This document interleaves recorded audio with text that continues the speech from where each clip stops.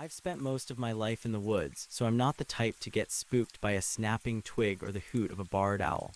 I grew up in a town where the pavement ends and the dirt begins, and by the time I was 12, I could navigate the Blackwood Basin with nothing but the position of the sun.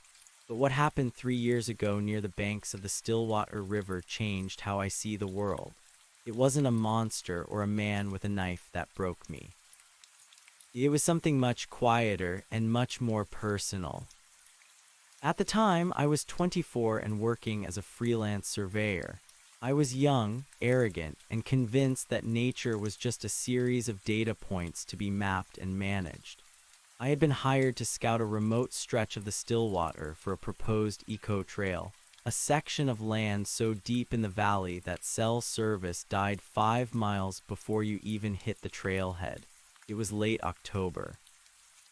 The air was crisp, the kind of cold that feels clean until the sun starts to dip, and then it just feels heavy. I made my first mistake before I even left my truck. I didn't tell anyone exactly which bend of the river I was heading for. I figured I'd be back by sundown, and I was making good time. I had my gear, my GPS, and a thermos of coffee. I felt untouchable. I hiked 3 miles in through dense hemlock and pine until the ground began to slope downward, turning into the soft, silty mud of the riverbank. The Stillwater is a misnomer. It's deep and slow, but it moves with a powerful, silent current that can pull a grown man under without a splash. The banks are lined with towering reeds and cattails, some 6 or 7 feet tall, creating a natural wall between the forest and the water. As I stepped out onto the muddy flats, the first thing I noticed was the silence. Now, anyone who spends time outdoors knows that silence is a relative term. There's usually the rustle of wind, the hum of insects, or the distant call of a bird. But this was different. The air felt pressurized, like the moments right before a massive thunderstorm. The wind had died completely. Even the river seemed to have stopped its low-frequency gurgle. I stood there for a moment, my boots sinking an inch into the muck, and I felt a sudden, sharp prickle on the back of my neck. It was that primal instinct, the one we've spent thousands of years trying to ignore, telling me I was being watched. I shook it off, just the valley acoustics, I muttered to myself. My own voice sounded flat and tiny against the wall of reeds. I set up my tripod and began taking measurements. I was focused on the lens, adjusting the focus on a distant marker when I heard it. It wasn't a loud noise. It was a soft, sibilant friction like 2 dry leaves rubbing together. I'm Alias. I froze. My heart didn't just skip a beat, it seemed to stop entirely. That was my name. I pulled my head away from the surveyor's scope and looked around. The reeds were perfectly still. There wasn't a breath of wind to move them. I was 3 miles from the nearest road and at least 10 miles from the nearest house. There was no reason, none at all, for anyone to be out here, let alone someone who knew who I was. "Hello," I called out, my voice cracked. Silence followed, not a mocking silence, but a heavy, expectant one. I waited, my hand gripping the cold aluminum of the tripod. I told myself it was a bird. There are certain species of marsh birds that can mimic sounds, right? Or maybe it was just the way the water moved against a hollow log. A glug that my brain, desperate for patterns, had interpreted as my name. It's called pareidolia, the same thing that makes you see faces in the clouds. I took a deep breath, trying to force the adrenaline back down. I had a job to do. I turned back to my equipment, but I kept one ear tilted toward the reeds. For 5 minutes, there was nothing but the sound of my own breathing. I started to relax. I even felt a little embarrassed. I was a grown man getting jumpy over a trick of the wind. Then it happened again. This time, it wasn't just a whisper. It was a cadence. "Elias, Elias, over here." It came from the reeds directly to my left, no more than 10 feet away. It wasn't a bird. It wasn't the wind. It was a human voice, low, breathy, and devoid of any emotional inflection. It sounded like someone was exhaling my name with their last bit of air. I didn't think. I reacted. I grabbed my heavy maglite from my belt and swung it toward the reeds, clicking it on even though it was still daylight. The beam was useless in the sun, but the gesture felt like a shield. "I see you," I lied, my voice booming. "I'm calling the Rangers right now. Come out of there." I reached for my hip to grab my phone, forgetting for a split second that I had 0 bars. The realization hit me like a physical blow. I was alone, I was vulnerable, and something in those reeds knew exactly who I was. As I stared at the wall of stalks, waiting for a person to step out, the reeds didn't part. They didn't rustle. Instead, the whispering started to spread. It wasn't just one voice anymore. It was 2, then 4, then a dozen. They weren't speaking in unison. They were overlapping, a chaotic chorus of dry, papery voices all saying the same thing. "Elias, Elias, Elias." The sound was coming from all around me now, from the reeds across the water, from the brush behind me, from the very mud beneath my feet. And then the voices changed. They stopped saying my name. "He's looking," one voice whispered from the right. "He's afraid," another answered from the left. "He's staying," a third hissed from right behind my ear. I spun around, swinging my tripod like a club, but there was nothing there. Just the empty, gray-brown stalks of the reeds standing tall and motionless in the dead air. There was no one in there. There couldn't be. To make that many voices, you'd need a crowd, and no crowd could hide in those thin reeds without being seen. The logic of the situation shattered. My brain, which had been trying so hard to find a rational explanation, pranksters, hikers, animals, simply gave up. This was a violation of everything I knew about the world. The silence of the environment and the cacophony of the whispers created a cognitive dissonance that made me feel dizzy. I felt a coldness spreading from my stomach to my limbs. It wasn't just fear, it was a realization of total helplessness. I realized that the voices weren't coming from people. They were coming from the riverbank itself. I didn't pack up my gear. I didn't worry about the $3,000 surveyor's kit or my expensive GPS. I just started backing away. My boots made wet, sucking sounds in the mud, and every time I moved, the whispers grew louder, more frantic.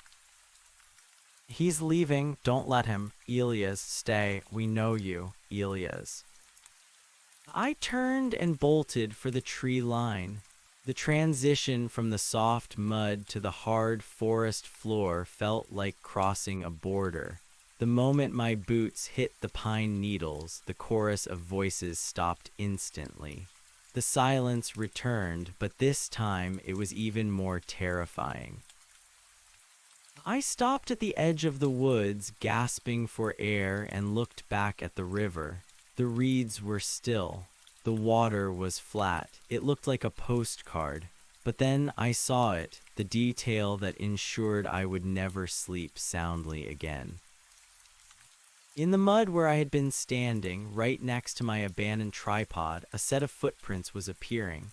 They weren't mine. They were being pressed into the silt from above as if by an invisible weight, one foot then another, slowly walking in a circle around my equipment. And then the footprints stopped. They turned toward the woods, pointing directly at where I was standing. A single, final whisper drifted across the mud, clearer than all the others. It didn't come from the reeds. It sounded like it came from the air right in front of my face. "I see you soon, Elias." I didn't wait for anything else. I ran. I ran until my lungs burned, until the branches tore at my clothes and scratched my face.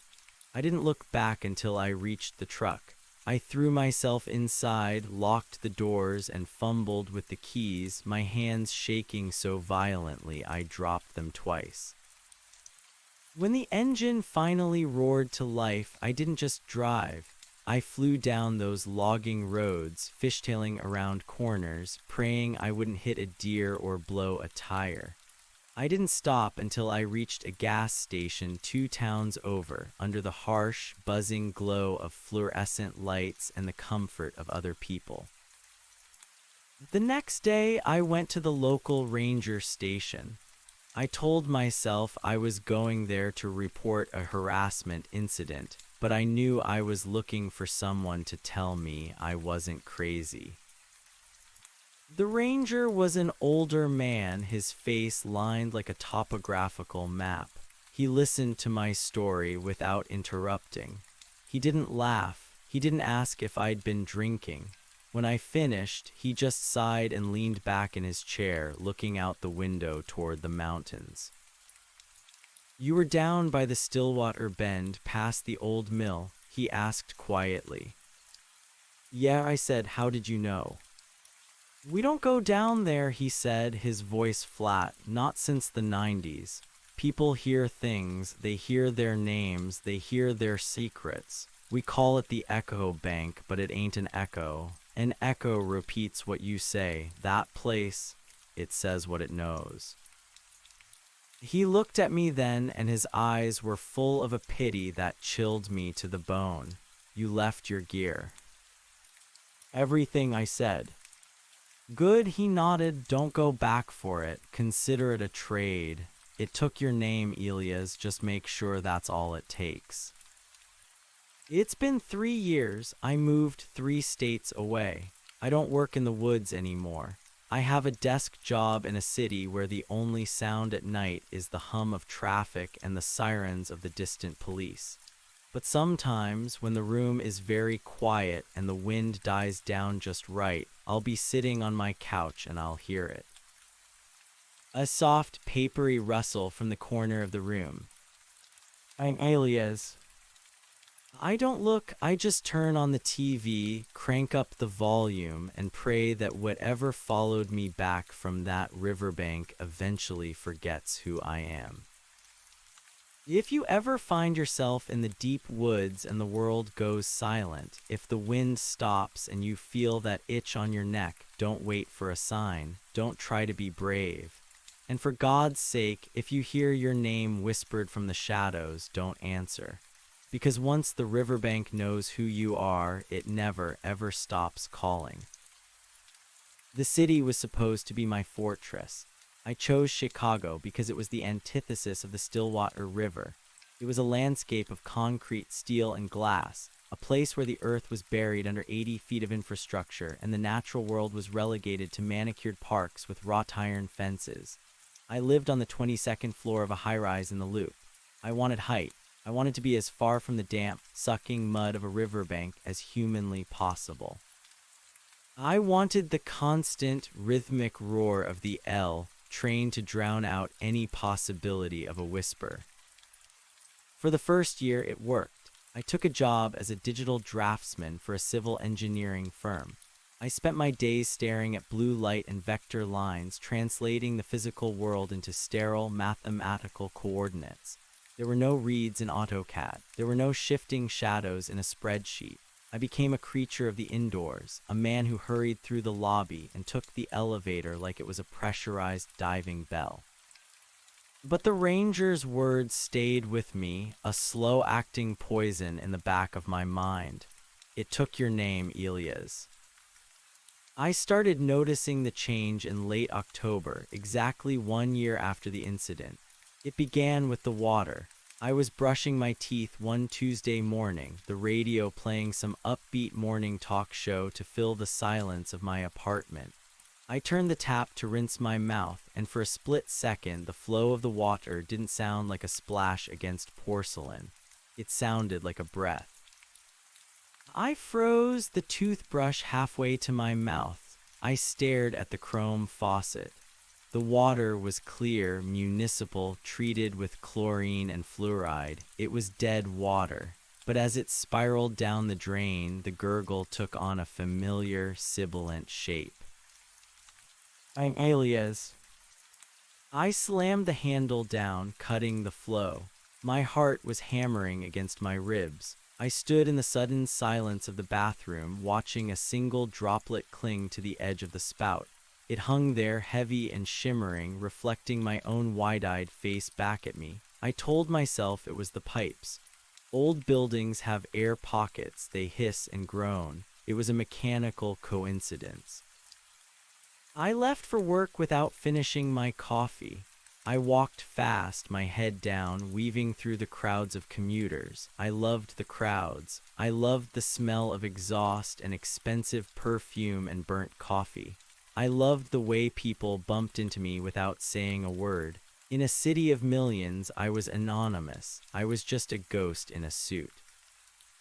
But that afternoon, while I was sitting in a windowless conference room, the ventilation system kicked on. It was a standard HVAC unit, a dull hum that usually faded into the background of office life. But as the air pushed through the metal slats of the vent above my head, it didn't just whistle, it sighed. "Elias, you're far away." I dropped my stylus. It clattered onto the glass tablet, the sound echoing in the quiet room. My manager, a woman named Sarah who lived for deadlines and black coffee, looked up from her laptop. "You okay, Elias? You look like you just saw a ghost." I couldn't answer her. I couldn't even look at her. Because when she said my name, the name she had used 1,000 times before, it didn't sound like her voice. For a terrifying, fleeting second, the E in my name had that same dry, papery friction I'd heard in the reeds. It was as if the word itself had been infected. "I'm fine," I managed to say, my throat feeling like it was full of dry silt. "Just a headache. Think I need some air." I didn't go for air. I went to the break room and drank 3 cups of water from a plastic cooler, trying to wash away the feeling of dust in my lungs. I avoided the windows for the rest of the day. That night the dreams started. They weren't typical nightmares. There were no monsters chasing me, no falling from great heights. I would simply find myself standing on the bank of the Stillwater again. The sky would be that bruised October purple and the air would be perfectly still. I would look down at my feet and the mud would be rising, not like a flood, but like a growth. The silt would crawl up my boots, over my knees, wrapping around my waist like cold, wet fingers. And the voices would begin. They weren't just whispering my name anymore. They were reciting my life.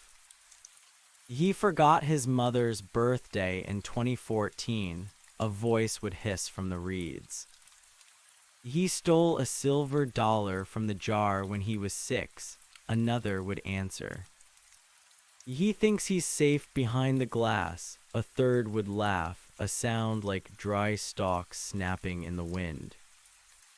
I would wake up drenched in sweat, the sound of the city outside my window feeling thin and fragile, like a paper curtain that was about to be torn down.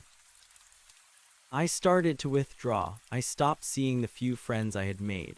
I stopped going to the grocery store, relying on delivery services so I wouldn't have to speak to anyone. I became obsessed with the concept of white noise. I bought 3 high-end air purifiers and kept them running on the highest setting in every room.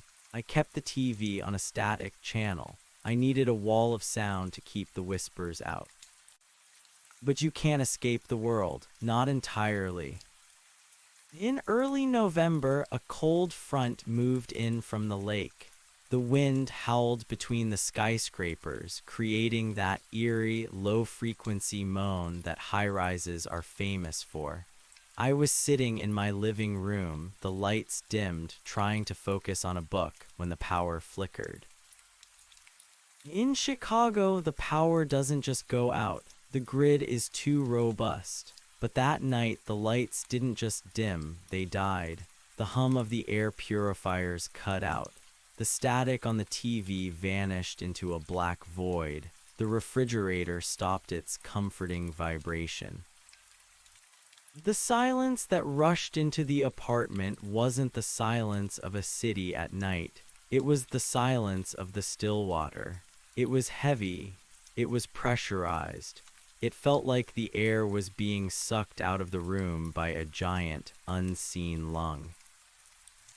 I sat perfectly still on my sofa, my breath hitching in my chest. I didn't want to move. I didn't want to make a sound. I remembered what the ranger said. It says what it knows. Then, from the darkness of the hallway that led to my bedroom, I heard the sound of something wet hitting the floor. Slap, squelch, slap. It was the sound of bare feet walking on hardwood, but the feet were wet. They were muddy. I could smell it then, the scent of decaying vegetation, of stagnant water, of old, deep earth that had never seen the sun. It was the smell of the riverbank. I reached for my phone on the coffee table, my hands trembling. The screen illuminated the room with a harsh blue light. I swung the light toward the hallway.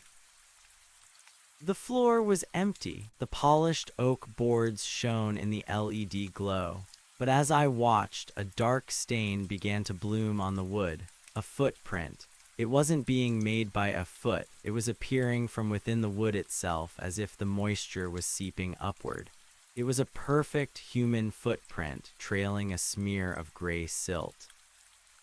Then another appeared, and another. They were moving toward me. I'm alias. The whisper didn't come from the hallway. It came from the phone in my hand. It came from the speaker, a crackling digital distortion of my name. Alias, why did you run? We weren't finished. I threw the phone. It hit the wall and the screen shattered, but the light stayed on, casting jagged shadows across the room. The footprints stopped at the edge of the rug. I backed away, my heels digging into the sofa cushions. What do you want? I screamed. I left the gear. I gave you what you wanted. The air in the room began to vibrate. It wasn't a sound, but a feeling, a resonance that rattled my teeth and made my skin crawl. The shadows cast by the broken phone began to lengthen, stretching toward me like long, thin reeds. The gear was just a marker. A dozen voices whispered from every corner of the ceiling. A place to hold the spot, but you are the map, Elias. You've been mapping us for years, every step in the woods, every breath in the valley. You brought us with you. I realized then with a crushing horror that the surveyor's equipment hadn't been the trade. I was the surveyor. My brain, my memories, my very identity. I was the one who had spent my life mapping and managing the wild places. I had looked too closely. I had measured the things that didn't want to be measured, and in doing so, I had created a bridge. The Stillwater wasn't just a river, it was a memory. It was a collection of every name ever whispered near its banks, every secret dropped into its current, every person who had ever felt that prickle on the back of their neck and turned to look, and I had invited it in. The footprints on the floor began to steam. The gray silt was spreading, turning the expensive rug into a marshy bog. The smell of the river was overwhelming now, choking out the scent of the city. I felt a coldness in my chest, a sensation of drowning while standing in my own living room. Don't be afraid, Elias, the voices said, and now they were closer, overlapping, becoming a single, resonant tone. We just want to be remembered. We just want to be spoken. Suddenly, the power surged back on. The lights hissed to life, the TV screamed with static, and the air purifiers roared at maximum volume. The transition was so violent I fell off the sofa, gasping for air. I scrambled to my feet, my eyes darting around the room. The footprints were gone. The rug was dry. The smell of the river had vanished, replaced by the ozone scent of the air purifiers. My phone lay on the floor, the screen dark and dead. I didn't sleep that night. I didn't sleep the next night either. I spent the next 48 hours packing a single suitcase. I quit my job via email. I didn't give a reason. I didn't ask for a reference. I realized I couldn't stay in the city. The city was full of pipes and vents and wires, countless conduits for a voice to travel through. The more technology I surrounded myself with, the more mouths I gave the river. I drove west. I didn't have a destination, only a requirement. I needed to be somewhere dry, somewhere where the earth was baked hard by the sun and the water was a precious, rare thing. I ended up in a small town in the high desert of New Mexico. The landscape here is the opposite of the Blackwood Basin. It is red rock and sagebrush and sand that stretches for 100 miles in every direction. The air is so thin and dry that it feels like it could snap. There are no reeds here. There are no slow, deep rivers. I live in a small, cinder-block house on the edge of a mesa. I don't have a TV. I don't have a smartphone. I have a landline and a radio that I only use for the weather reports. I work as a night watchman for a storage facility, a job that requires me to walk the perimeter of a gravel lot under the brightest, harshest floodlights imaginable. I thought I had found peace. For 6 months, the whispers were gone. The desert was silent, but it was a different kind of silence. A hollow, empty quiet that didn't feel like it was hiding anything. But 3 days ago it rained. It was a rare desert monsoon, a sudden, violent downpour that turned the dry arroyos into rushing torrents of red mud. I was standing on the porch of my little house, watching the lightning dance across the horizon, feeling the cool spray of the water on my face. For a moment, I forgot to be afraid. I forgot the still water. Then the water began to pool in the ruts of my driveway. It was thick with silt, a swirling, muddy red. I watched as a small whirlpool formed near the base of the porch steps. As the water spiraled down into the thirsty earth, the sound changed. It wasn't the splash of rain on sand. It was a friction, a sigh. I'm Elias. I stepped back, my heart freezing in my chest. Elias, it's so dry here. The voice didn't come from the water. It came from my own throat. I hadn't spoken, my lips hadn't moved. But I felt the vibration in my vocal cords, the sensation of the name being pushed out of my lungs by a force that wasn't mine. I clapped my hand over my mouth, my eyes wide with terror. I ran inside and slammed the door, but the sensation didn't stop. I could feel it, the silt, the mud, the weight of the still water. It wasn't following me. It wasn't hunting me. It was in me. I am 27 years old and I am a map. I am a vessel for a river that doesn't want to stay in the valley. Every time I breathe, I feel the reeds rustling in my chest. Every time I blink, I see the gray surface of the water. I'm writing this now because I don't know how much longer I can keep the silence. The urge to speak, to recite the things the river knows, is becoming a physical pain. It's like a pressure behind my teeth, a weight in my tongue. It wants me to go back. It wants me to stand on that bank again and let the circle be completed. I haven't looked in a mirror in 3 days. I'm afraid of what I'll see. I'm afraid that if I look too closely at my own eyes, I'll see the reflection of a surveyor's tripod standing in the mud. If you're reading this and you're the type who likes to hike, who likes to find the places where the pavement ends, be careful. Don't go looking for the still water. Don't look for the echo bank. And if you feel that prickle on the back of your neck, if you feel like the world has gone too quiet, don't just run.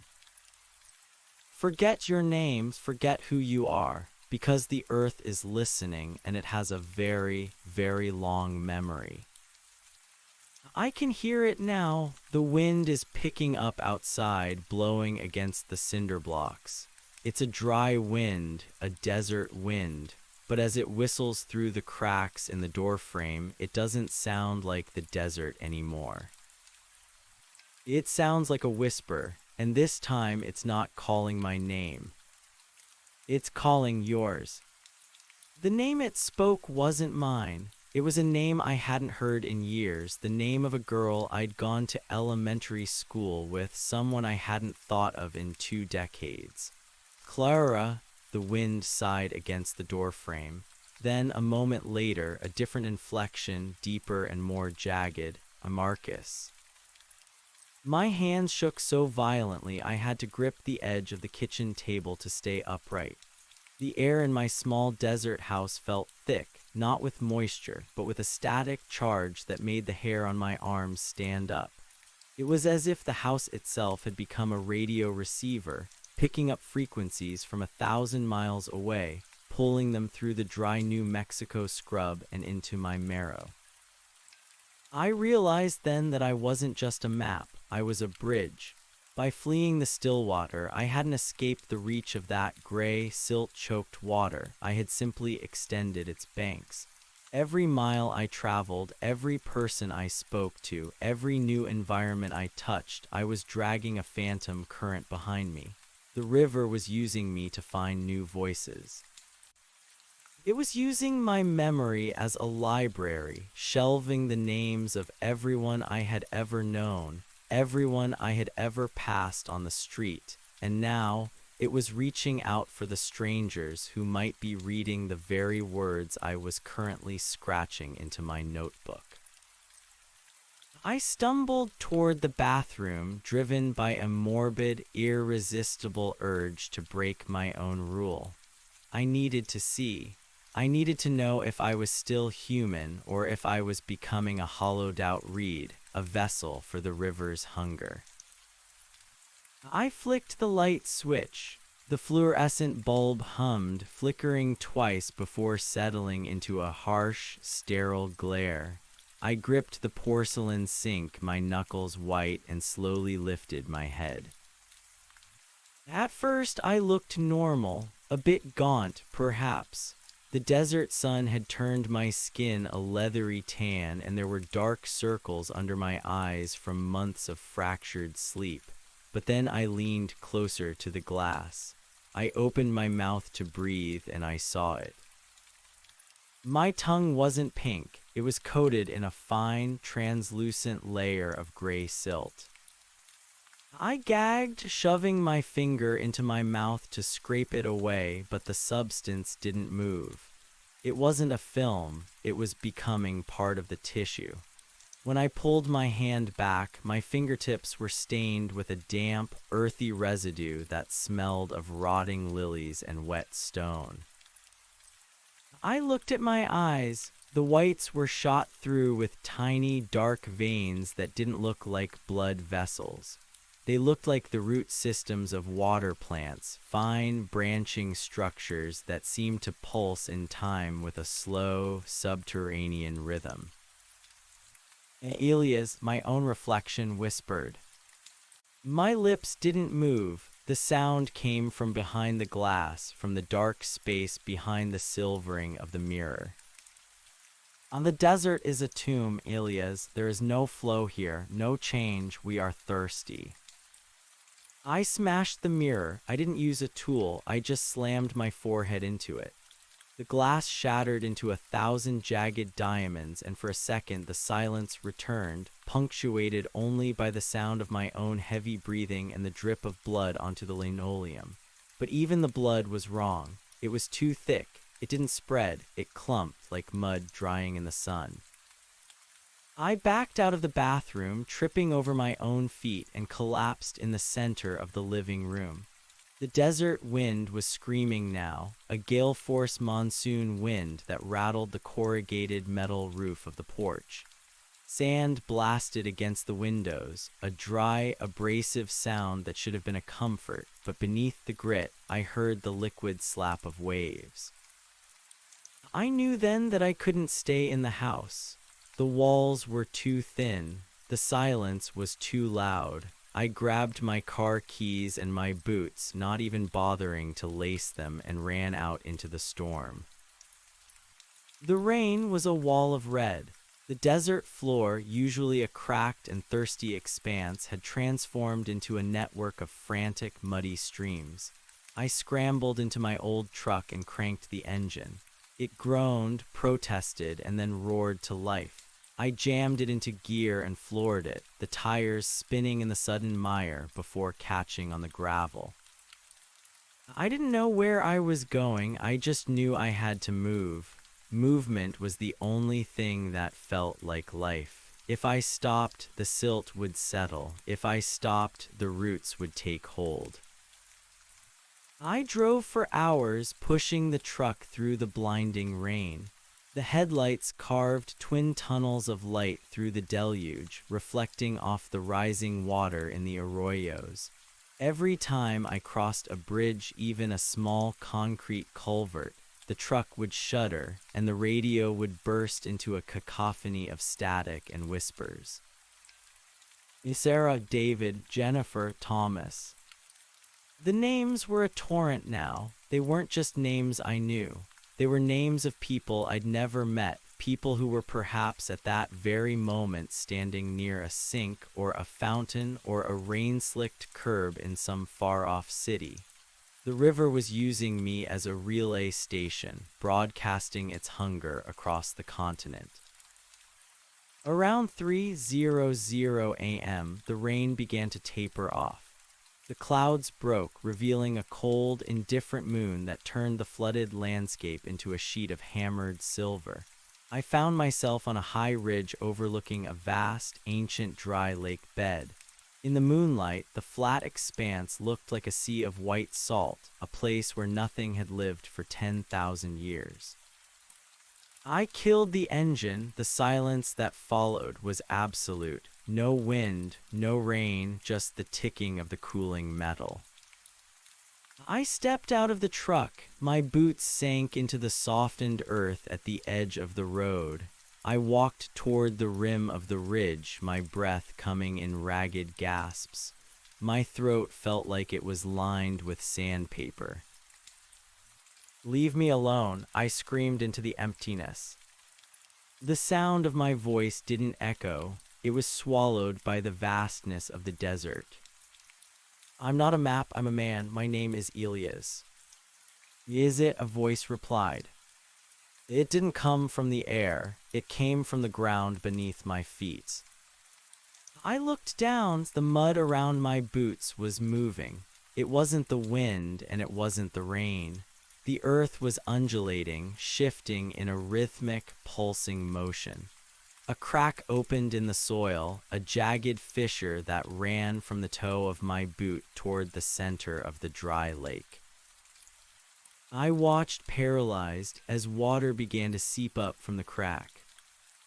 It wasn't red desert water. It was clear, cold, and smelled of the Blackwood Basin. It bubbled up, defying the laws of gravity and geology, filling the fissure until it overflowed. The water began to spread across the salt flat, a thin, shimmering veil that reflected the moon. And then the reeds began to grow. They didn't grow slowly. They erupted from the salt, pale and skeletal, reaching for the sky with dry, clicking sounds. Within minutes, a forest of them had surrounded the ridge, swaying in a wind that didn't exist. I realized then that the Stillwater wasn't a place, it was a condition. It was a parasite of the landscape, a memory of an ancient flood that refused to recede. It had followed me not through the air or the pipes, but through the very concept of distance. I sat down on the edge of the ridge, my legs dangling over the precipice. I felt a strange, terrifying calm wash over me. The struggle was exhausting. The running was futile. The river had found its way to the driest place on earth, and it had brought its own water. I reached into my pocket and pulled out a small, silver compass, the only piece of gear I had kept from my days as a surveyor. I looked at the needle. It wasn't pointing north. It was spinning, a frantic silver blur that mirrored the whirlpools of the Stillwater. "What do you want?" I whispered, my voice now a perfect match for the rustle of the reeds. A figure stepped out from the shadows of the skeletal plants. It wasn't a monster, it wasn't a ghost. It was a man, or at least it had the shape of one. He was wearing a tattered flannel shirt and heavy work boots. His skin was the color of wet clay, and his eyes were two smooth, gray pebbles. It was the ranger, or what was left of him. "I told you not to go back for it," he said. His voice didn't sound like a whisper anymore. It sounded like the grinding of boulders at the bottom of a deep channel.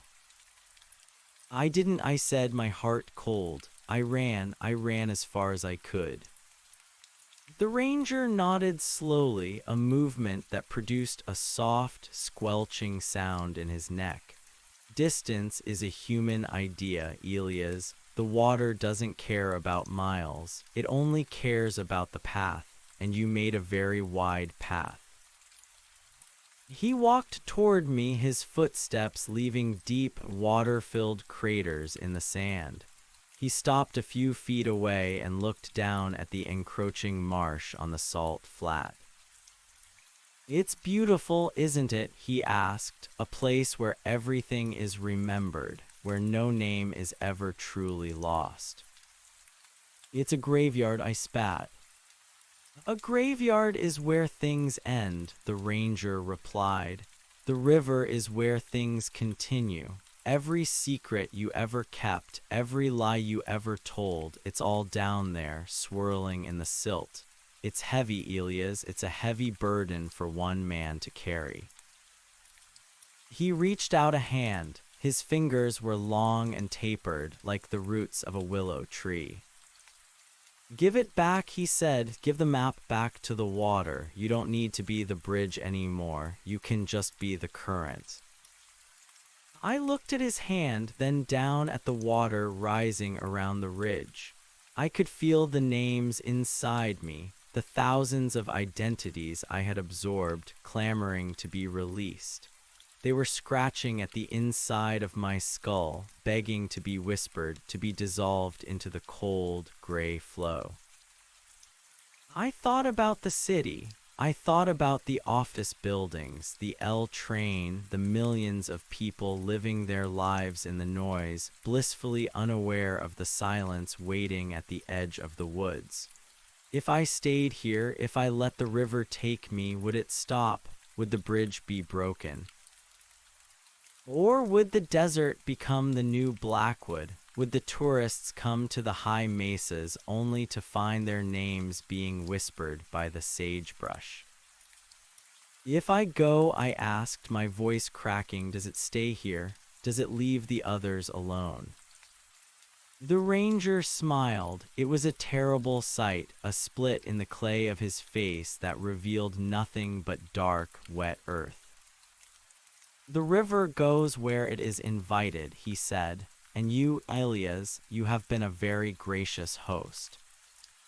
I looked at the silver compass in my hand. I thought about my mother's birthday. I thought about the silver dollar. I thought about the girl named Clara. I realized that these weren't just memories anymore. They were the only things keeping me anchored to the dry land. They were the weight that kept me from floating away. I stood up, my knees popped like dry twigs. I looked the ranger in his pebble eyes, and I did something I hadn't done since that day on the riverbank. I laughed. It was a harsh, dry sound, a sound of the high desert and the scorching sun. It was a sound that didn't belong in the reeds. No, I said. The ranger's expression didn't change, but the reeds around us suddenly went still. The water in the salt flat stopped its ripples. I'm not giving you anything, I said, my voice growing stronger. You want these names, you want this map, you're going to have to wait, because I'm going to keep speaking them. I'm going to tell every story I know. I'm going to fill the air with so much noise that your whispers won't mean a damn thing. I turned away from him and walked back toward my truck. The mud tried to pull at my boots, but I stepped high, kicking the silt away. I felt the pressure in my throat, the urge to whisper, but I fought it. I opened my mouth and I started to sing. It wasn't a good song. It was a tuneless, loud, obnoxious commercial jingle from my childhood. I bellowed it into the night, my voice echoing off the cinder block walls of my distant house, drowning out the sibilant sighs of the rising tide. I got into the truck and slammed the door. I didn't look at the rearview mirror. I didn't look at the salt flat. I started the engine, shifted into four-wheel drive, and tore away from the ridge, the tires throwing up plumes of red dust and gray mud. I drove until the sun came up. The desert sun is a cleansing thing. It's a giant, unblinking eye that burns away the shadows and turns the mud back into dust. By the time I reached the main highway, the interior of the truck was dry. The radio was playing a local country station, the signal clear and mundane. I didn't go back to my house. I kept driving. I'm in a motel now, somewhere near the border of Arizona. The air conditioner is humming, a loud mechanical rattle that I find incredibly beautiful. I've bought a dozen notebooks and a pack of pens. I am going to write it all down, every name, every memory, every mundane detail of my life and the lives of the people I've known. I'm going to empty the map onto the paper. I'm going to drain the reservoir until there's nothing left but dry ink. Because I realize now that the ranger was wrong. The river doesn't want to remember, it wants to possess. It wants to hold the names in the dark where they can never be changed, never be forgotten, and never be free. But as long as I'm talking, as long as I'm writing, the names belong to the world. I still feel the itch on my neck sometimes. I still see a hint of gray in the corner of my eye when I wash my hands. But I don't stay silent anymore. I talk to the clerk at the gas station. I talk to the waitress at the diner. I tell them my name and I ask them theirs. I make sure the air is always full of sound. If you're reading this, do me a favor. Say your name out loud. Right now, say it loud enough for the walls to hear. Because the silence is looking for a home, and as long as we're making noise, it has nowhere to land. The riverbank is still out there whispering. It probably always will be, but I've learned that a whisper can't survive a shout and a memory can't breathe in the sun. I'm Elias. I was a surveyor. I am a man who escaped the water. And I am never, ever going to be quiet again. The desert is a cruel place to find a voice, but it is a perfect place to test one. I drove until the asphalt of the interstate began to shimmer with the heat of mid-morning. a physical barrier between the night's damp hallucinations and the reality of the sun. My throat was raw from singing, from shouting, from reciting the names of every person I'd ever known until the syllables lost their meaning and became a rhythmic ward against the silence. I pulled into a rest stop near Gallup, a sprawling concrete island surrounded by red dust and stunted juniper. I didn't look at the other travelers, not at first. I was afraid that if I caught their eyes, I'd see that same rooting system of aquatic veins, or that I'd instinctively whisper their deepest secrets back to them. I went straight to the restroom, my boots heavy with dried, gray crust that flaked off onto the tile like dead skin. I stood before the mirror, bracing myself. I expected to see the silt-coated tongue, the pebble eyes, the clay-fractured face of the ranger. But the man in the glass was just a man. He was haggard, yes, his hair matted with dust and his shirt stained with sweat and something darker, but his eyes were clear. The whites were bloodshot from exhaustion, but they were white. I turned on the tap. The sound of the rushing water made me flinch, a Pavlovian response to the liquid slap of the still water. For a second, I saw the drain swirl with a tint of gray, a phantom residue of the basin.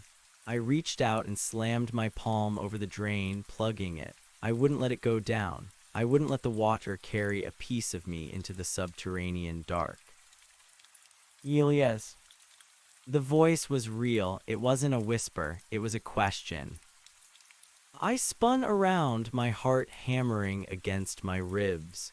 A man in a trucker's cap was standing by the urinals, looking at me with a mixture of concern and annoyance. "You okay, buddy? You're talking to yourself pretty loud." I realized then that I was still reciting. Margaret, Stephen, Elena. I forced a smile, though it felt like my face might crack, just keeping my memory sharp. Long drive. The trucker nodded slowly, adjusted his cap, and hurried out. He didn't know he'd just been a part of a ritual. He didn't know his name was now etched into the notebook in my pocket, pulled out of the air and anchored to the page where the river couldn't drown it. I spent the next 3 days in a Motel 6 that smelled of lemon-scented bleach and old cigarettes. I didn't sleep much. When I did, I dreamt of the silt. I dreamt that I was a surveyor's tripod standing in the middle of a vast gray ocean and that the water was slowly rising inch by inch until it touched the brass of my instruments. But every time the water reached for me, I woke up screaming a name. Any name. Lincoln, Roosevelt, Mercury. I filled 3 notebooks. I wrote down the names of my 3rd grade teachers. I wrote the names of the streets I'd lived on. I wrote the brand names of the cereal I ate as a child.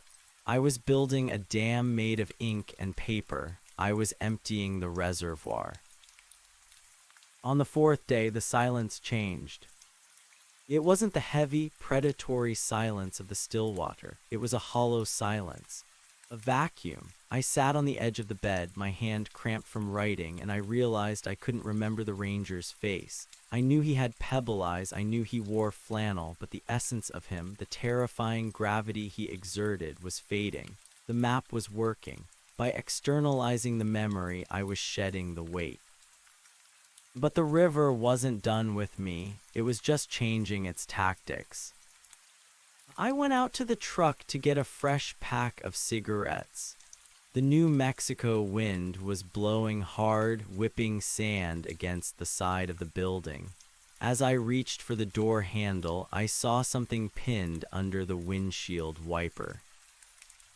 It was a piece of parchment, not modern paper, but thick, vellum-like material, yellowed and damp despite the arid heat.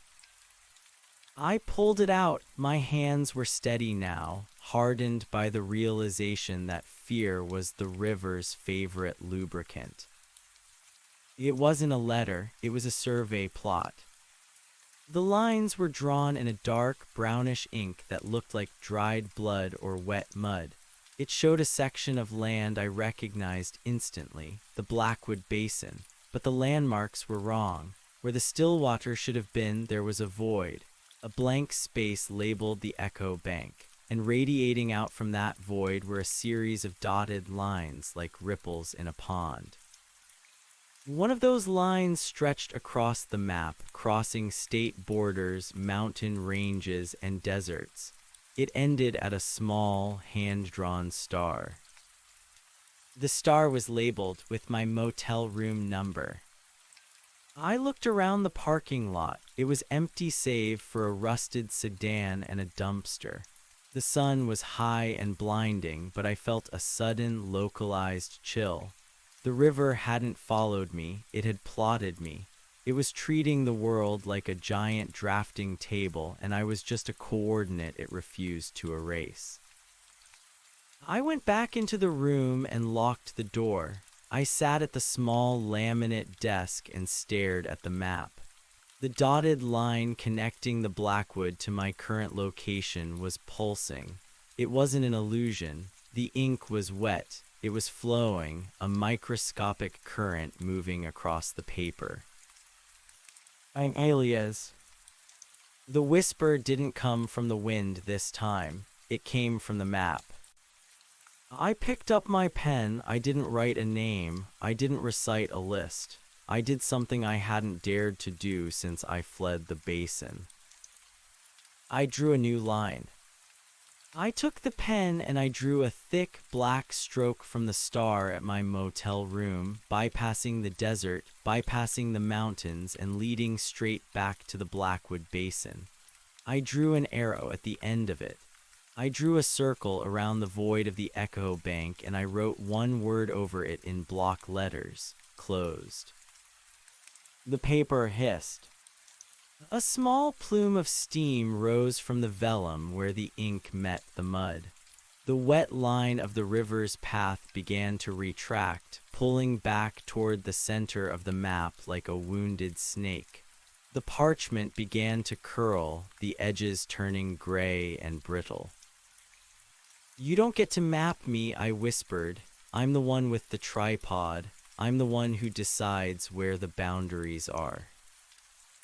The room suddenly felt incredibly small. The hum of the air conditioner deepened into a roar, and for a terrifying moment, the walls seemed to sweat.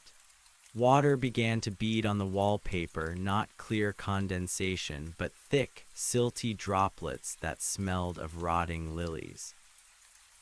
I didn't run. I stood my ground in the center of the room, clutching my notebook like a shield. "I remember the girl, Clara," I shouted. "She had a red bicycle with a white basket. She lived on Willow Street. Her dog was named Barnaby." The water on the walls stopped. The droplets hung there suspended. "I remember the ranger," I continued, my voice cracking with the effort. "He liked black coffee and he didn't believe in ghosts. He had a wife named Martha who died of a fever in '84. He wasn't a monster. He was just a man who got lost in the reeds." The names acted like a solvent. The silt on the walls began to thin, turning into ordinary water that ran down to the floor and soaked into the carpet. The oppressive weight in the air lifted, replaced by the mundane smell of bleach and old cigarettes. The map on the desk disintegrated into a pile of fine, gray ash. I sank into the chair, my breath coming in ragged gasps. My chest ached and my throat felt like it had been scraped with a wire brush. But the silence was normal. It was the silence of an empty motel room in the middle of a vast, indifferent desert. I stayed in that room for another week until my notebooks were full and my bank account was empty. I wrote until my fingers were permanently stained with ink, until I had cataloged every fragment of my identity that the river had tried to steal. I realized that the Echo Bank wasn't just a place where names were reflected. It was a place where they were stored when people forgot them. Every time someone lost a memory, every time a name faded from history, it flowed down into that basin, adding to the weight of the silt. The river was a graveyard of the forgotten, and it had targeted me because I was a professional at remembering, a surveyor, a man who defined the world by its details. It wanted my precision, it wanted my clarity to help it organize its horde of ghosts. But by giving the names back to the world, by writing them, speaking them, and sharing them, I was devaluing the river's currency. I was a leak in its reservoir. I left the motel on a Tuesday. I didn't have a destination, but I had a purpose. I drove back toward the coast, not to the Blackwood, but to the cities. I wanted to be where there was noise. I wanted to be in the middle of a million names, a million stories, a million distractions. I'm sitting in a library now. It's a quiet place, but it's a good quiet. It's the silence of 1,000 books waiting to be read, 1,000 voices captured in ink. I'm finishing the last page of my final notebook. I still see the gray sometimes. I see it in the eyes of a stranger on the bus or in the way the shadows stretch across a park at twilight. I know the river is still there beneath the crust of the earth, waiting for the world to go quiet. It's waiting for us to stop telling our stories. It's waiting for the day we forget who we are. But I won't let that happen, not to me, and not to you. I'm going to leave these notebooks here, tucked away in the back of the history section, between the maps of the old world and the biographies of the forgotten. If you find them, read the names. Say them out loud. Give them a moment of your breath and a spark of your life. And if you ever find yourself near the still water, if you ever feel that prickle on the back of your neck and the world starts to whisper, don't run. Talk about your first car. Talk about your favorite movie. Talk about the way the sun felt on your face when you were 10 years old. Fill the air with the mundane, beautiful noise of being alive. Because the earth is listening, yes, but it only hears the things we let go of. I'm going to go outside now. I'm going to walk down to the pier and watch the ocean. It's a different kind of water, salt and life and endless, crashing sound. It doesn't whisper, it roars. My name is Elias. I am a surveyor of the light, and I am finally, truly out of the woods. The pen is running dry now. The last of the ink is scratching against the paper, a thin black line that looks like a path leading home. I'll leave the last page blank, not because I've run out of things to say, but because I want to leave room for the next name. Maybe it will be yours. Say it now, say it loud. The river is hungry, but the world is full. And as long as we keep speaking, the water will never rise high enough to drown the truth. I can hear the gulls outside. I can hear the traffic. I can hear the heartbeat of a city that never stops talking. It's the most beautiful sound I've ever heard. Goodbye, Stillwater. You can keep the silt. I'm keeping the names. The library was closing. The fluorescent lights overhead hummed with a low-frequency vibration that, a week ago, would have sounded like the churning of a distant weir. Now, it was just the sound of aging ballasts and tired electricity. I stood up, my chair scraping against the linoleum with a sharp, dissonant screech that felt like a victory. I tucked the final notebook, the one with the map of the Echo Bank drawn on the inside cover and then crossed out with a violent, ink-heavy X into the gap between a dusty volume on 19th century irrigation and a thick biography of a forgotten senator. I walked toward the exit, my footsteps echoing. I didn't tiptoe. I let the soles of my boots strike the floor with intent. I wanted the building to know I was there. I wanted the dust motes dancing in the exit sign's red glow to record the displacement of air caused by my body. "Have a good night," the librarian said as I passed the desk. She didn't look up from her computer, her face bathed in the pale blue light of the monitor. "Good night, Sarah," I said. I'd read her name tag 3 hours ago and held it in my mouth like a lozenge ever since. She paused, her typing faltering for a fraction of a second. She looked up, squinting as if trying to place me. "Do I know you?" "No," I said, offering a tired but genuine smile. "But I know your name. It's a good one. It means princess in Hebrew. My grandmother was a Sarah. She used to make peach preserves that smelled like a sunbeam." Sarah blinked, her professional mask slipping into something softer, more human.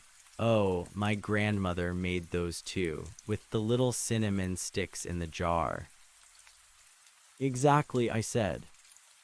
I left her there, a small connection forged, a thread of memory pulled tight between two strangers. It was a tiny thing, a pebble thrown into a different kind of pond, but it was enough to displace the gray. Outside, the city of San Francisco was a riot of sensory overload. The fog was rolling in off the bay, white, thick, and damp, but it didn't feel like the Stillwater fog. This was salt-heavy and cold, stinging my cheeks with the reality of the Pacific. I walked down toward the Embarcadero, weaving through the crowds of tourists and commuters. I listened to the snippets of conversation that drifted past me like brightly colored ribbons. And then he told me the deadline was Friday. "I'm telling you, the sourdough at that place is overrated." "And did you see the score?" I drank it in. I was a man dying of thirst at the edge of a waterfall. Every mundane complaint, every trivial observation was a brick in the wall I was building. I found a bench near the water's edge, where the dark expanse of the bay stretched out toward the bridge. The pylons of the bay bridge were draped in lights that blinked in rhythmic patterns, a digital heartbeat against the ancient rhythm of the tides. I sat there for a long time, watching the water. It was deep, yes. It was dark, but it wasn't silent. The waves slapped against the concrete piers with a chaotic, uncoordinated energy. There was no intent here, no hunger, just physics and the pull of the moon. I reached into my pocket and felt the silver compass. I pulled it out and opened the lid. In the ambient light of the street lamps, the needle spun erratically for a moment before settling. It didn't point toward the ridge anymore. It didn't point toward the silt. It pointed north, true north. I thought about the ranger. I wondered if he was still standing there in the reeds, his eyes reflecting the stars that shouldn't be there. I wondered if he was a prisoner or a guardian, or if there was even a difference between the two in a place like the Blackwood. I realized then that I didn't hate him. He was a surveyor of a different sort, mapping the things that shouldn't be mapped, keeping a ledger of the things the world wanted to discard. He was the janitor of the forgotten, and I had almost become his apprentice. I stood up and walked to the edge of the railing. Below me, the water swirled in the shadows of the pier. I looked at the compass one last time, the silver etched with my father's initials, the glass slightly cracked from the night I'd scrambled up the ridge. It was a beautiful object, a heavy anchor of sentiment. But I didn't need an anchor anymore. I needed to float. I tossed the compass into the bay. It didn't make a loud splash. It vanished into the dark with a soft plink swallowed by the churning salt. I felt a sudden lightness in my chest, a sensation of air rushing into a space that had been occupied by lead for years. The memory of my father, of the birthday, of the silver dollar, those things weren't in the metal. They were in the telling. They were in the notebooks. They were in the air I was breathing. I turned my back on the water and started walking. I didn't have a car anymore. I'd left the truck at a scrap yard in Barstow, unable to bear the smell of the dried mud in the upholstery. I didn't have a house. The cinder block place on the ridge was likely already being reclaimed by the desert, the windows blown out by the wind, the floorboards hosting scorpions and ghosts. I had a backpack, a fresh ream of paper I'd bought at a drug store, and a voice that refused to be still. I found a 24-hour diner a few blocks away.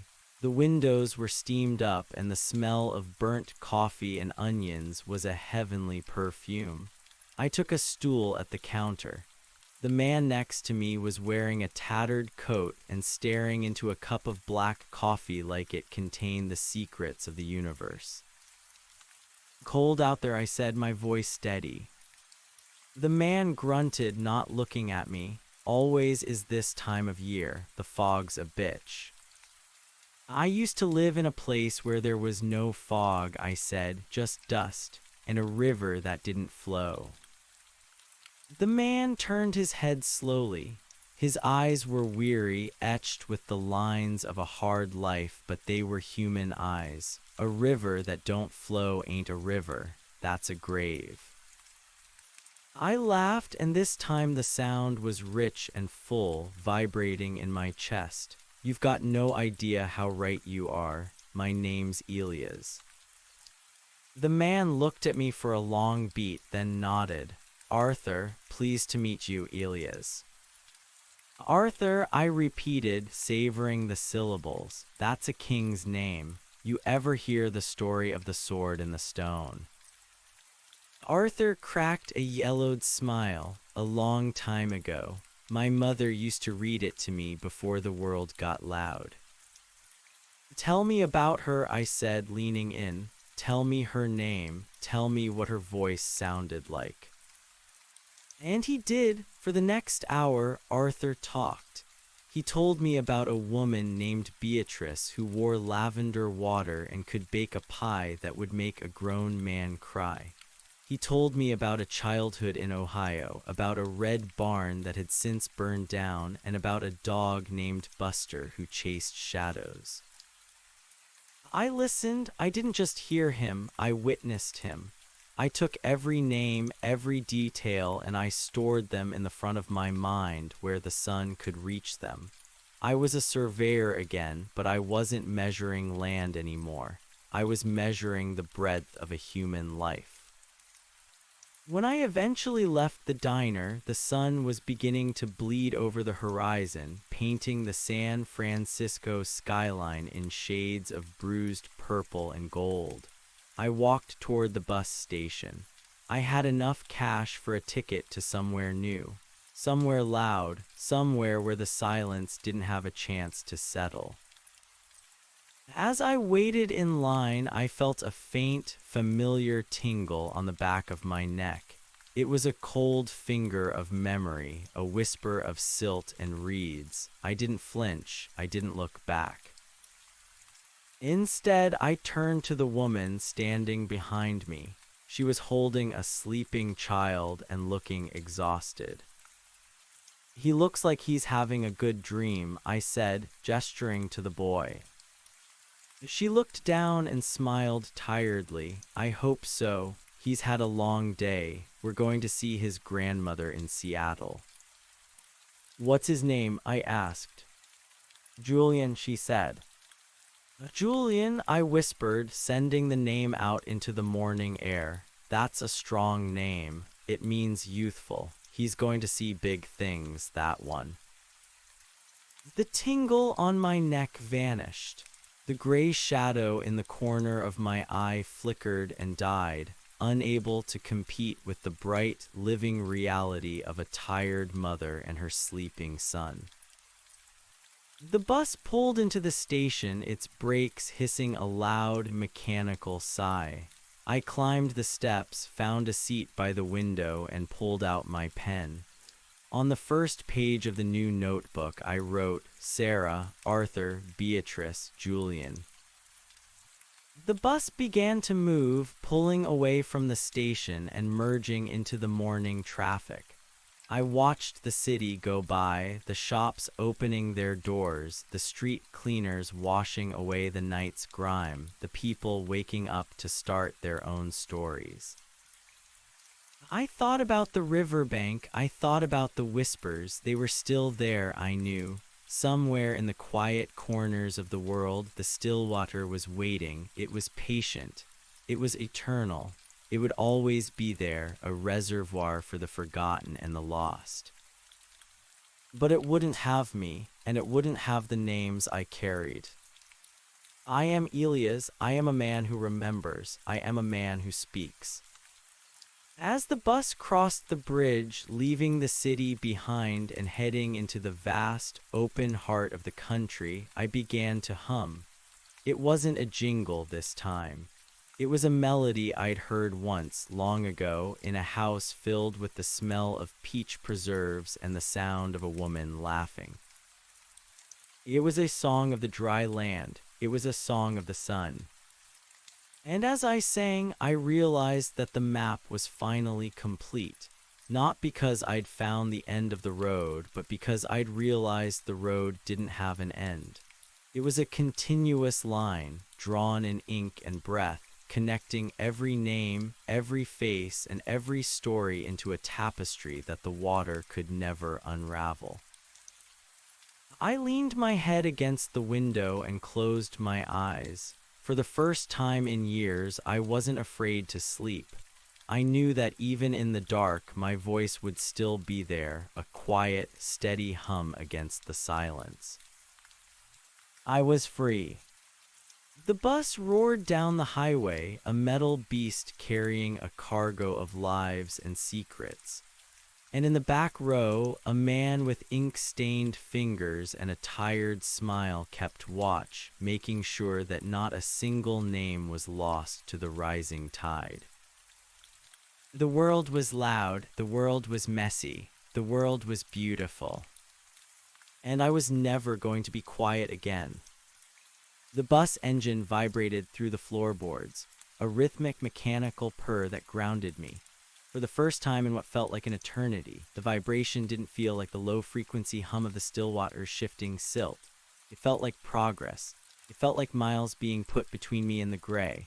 I watched the outskirts of the city dissolve into the rolling gold of the California hills, the dry grass swaying in a wind that didn't carry the scent of stagnant water. I opened the new notebook. The paper was stark white, almost blindingly bright in the morning sun. I didn't start with a map. I didn't start with a coordinate or a topographical sketch. I started with a list. Sarah, librarian, Arthur, Ohio, Beatrice's son, Julian going to Seattle. I looked at the names. They were solid. They had weight. They were the opposite of the echoes that had nearly pulled me under. Those echoes had been hollow shells, the discarded husks of people who had let go. But these names were attached to living, breathing warmth. The man sitting across the aisle from me was wearing a faded baseball cap and staring out the window with a look of profound boredom. He had a tattoo on his forearm, a simple anchor with the letters MED entwined in the rope. Merchant Marines, I asked, my voice sounding scratchy but firm. He looked over, surprised by the intrusion. He adjusted his cap, revealing eyes that had seen a lot of horizon. Long time ago, how'd you guess? The anchor, I said, and the way you're looking at those hills like you're waiting for them to crest like a wave. He chuckled, a dry, raspy sound. Habit, I guess. Once you get used to the world moving under you, solid ground feels a little bit like a lie. I know the feeling, I said. I'm Elias. Marcus, he replied, shifting in his seat to face me, and the letters are for my daughters. Maya, Elena, Dorothy, my anchors. I wrote the names down immediately. Marcus, Maya, Elena, Dorothy. Where are you headed, Marcus? Vegas, he said, leaning back, Got a brother there who runs a garage. He needs a hand with some heavy lifting, and I need a place where the air doesn't smell like salt for a while. You. I'm just writing the line, I said, collecting stories. Marcus looked at my notebook, then back at me. He didn't ask if I was crazy. In the liminal space of a long-distance bus, everyone is a little bit untethered. You a writer. A surveyor, I corrected. I used to measure the land. Now I'm measuring the people on it. We talked for 2 states. He told me about a storm in the North Sea that turned the sky the color of a bruised plum. He told me about a girl in Marseille who taught him how to eat an artichoke. He told me about the way his youngest, Dorothy, would hide his car keys in her dollhouse so he wouldn't have to go back to sea. Each story was a stitch in a new shroud, not a shroud for the dead, but a protective layer for the living. As we crossed the border into Nevada, the landscape flattened out into the high desert. The sun began to dip, casting long, purple shadows across the scrub brush. For a moment, my heart stuttered. The light was the exact shade of the twilight on the ridge. The way the shadows stretched, thin, skeletal fingers reaching toward the road, reminded me of the reeds. I felt a coldness seep into my boots. The hum of the bus seemed to deepen, sliding down the scale until it touched that familiar, subsonic throb. Elias. The whisper wasn't in my ear. It was in the marrow of my bones. I gripped the pen so hard the plastic casing creaked. I looked at Marcus, but he was dozing now, his chin tucked into his chest. The woman with Julian was several rows ahead, her head resting against the glass. The bus was quiet. The good quiet of the library was slipping away, replaced by the heavy, expectant silence of the waste. The river hadn't followed me. It didn't need to. It was already everywhere. It was the silence between heartbeats. It was the shadow under the seat. It was the gap in a conversation where a forgotten word should be. I looked at the window. In the reflection, my own face looked pale, my eyes sunken. Behind me, in the darkened aisle of the bus, the air seemed to thicken. A thin veil of gray mist began to curl around the floorboards, licking at the edges of the discarded candy wrappers and empty soda bottles. Give us the names, Elias, the silence breathed. Give us Marcus. Give us Maya. Give us the girl in Marseille. They are heavy. They are burdens. Let them drift. Let them sink into the silt. No, I whispered. The person in the seat in front of me stirred, but didn't wake. I opened the notebook to a blank page. My hand was shaking, but I forced the pen to the paper. I didn't write a name this time. I wrote a description. The smell of burnt coffee in a 24-hour diner. The sound of a child's breathing in a bus station. The way a silver compass feels cold against your palm before you let it go. The scratch of a cheap pen on a legal pad. I wrote faster. I wrote about the taste of a cold apple, the itch of a wool sweater, the way the light reflects off a grease stain on a mechanic's jumpsuit. I cataloged the mundane, the ugly, the beautiful, and the boring. The mist at my feet recoiled. It didn't like the specifics. It wanted the generalities, the long ago, the once upon a time, the I forget. It couldn't handle the Tuesday at 4:15 p.m. Marcus, I said, louder than I intended. The old sailor jerked awake, blinking. Huh, what, we there? No, I said, my heart hammering against my ribs. Tell me about the dog. The one your daughters had. What was its name? Marcus rubbed his face, looking confused. The dog, oh man, Barnaby, wait, no, that was the neighbors. Our dog was, let me think, Buster. No, that's not right either. A chill went down my spine. The name was slipping. The river was reaching out, even here 300 miles away, trying to pluck a tiny detail from a sleeping man's mind. "Think, Marcus," I urged, leaning across the aisle. "What color was he? What did his collar look like?" Marcus frowned, his brow furrowed in concentration. He was a mutt, mostly black, had a white patch on his chest that looked like a lopsided star. We got him from a shelter in San Pedro. He snapped his fingers suddenly, his eyes brightening. "Rosco, his name was Rosco. He used to howl whenever the mailman came by." "Rosco," I said, shouting it into the empty air of the bus.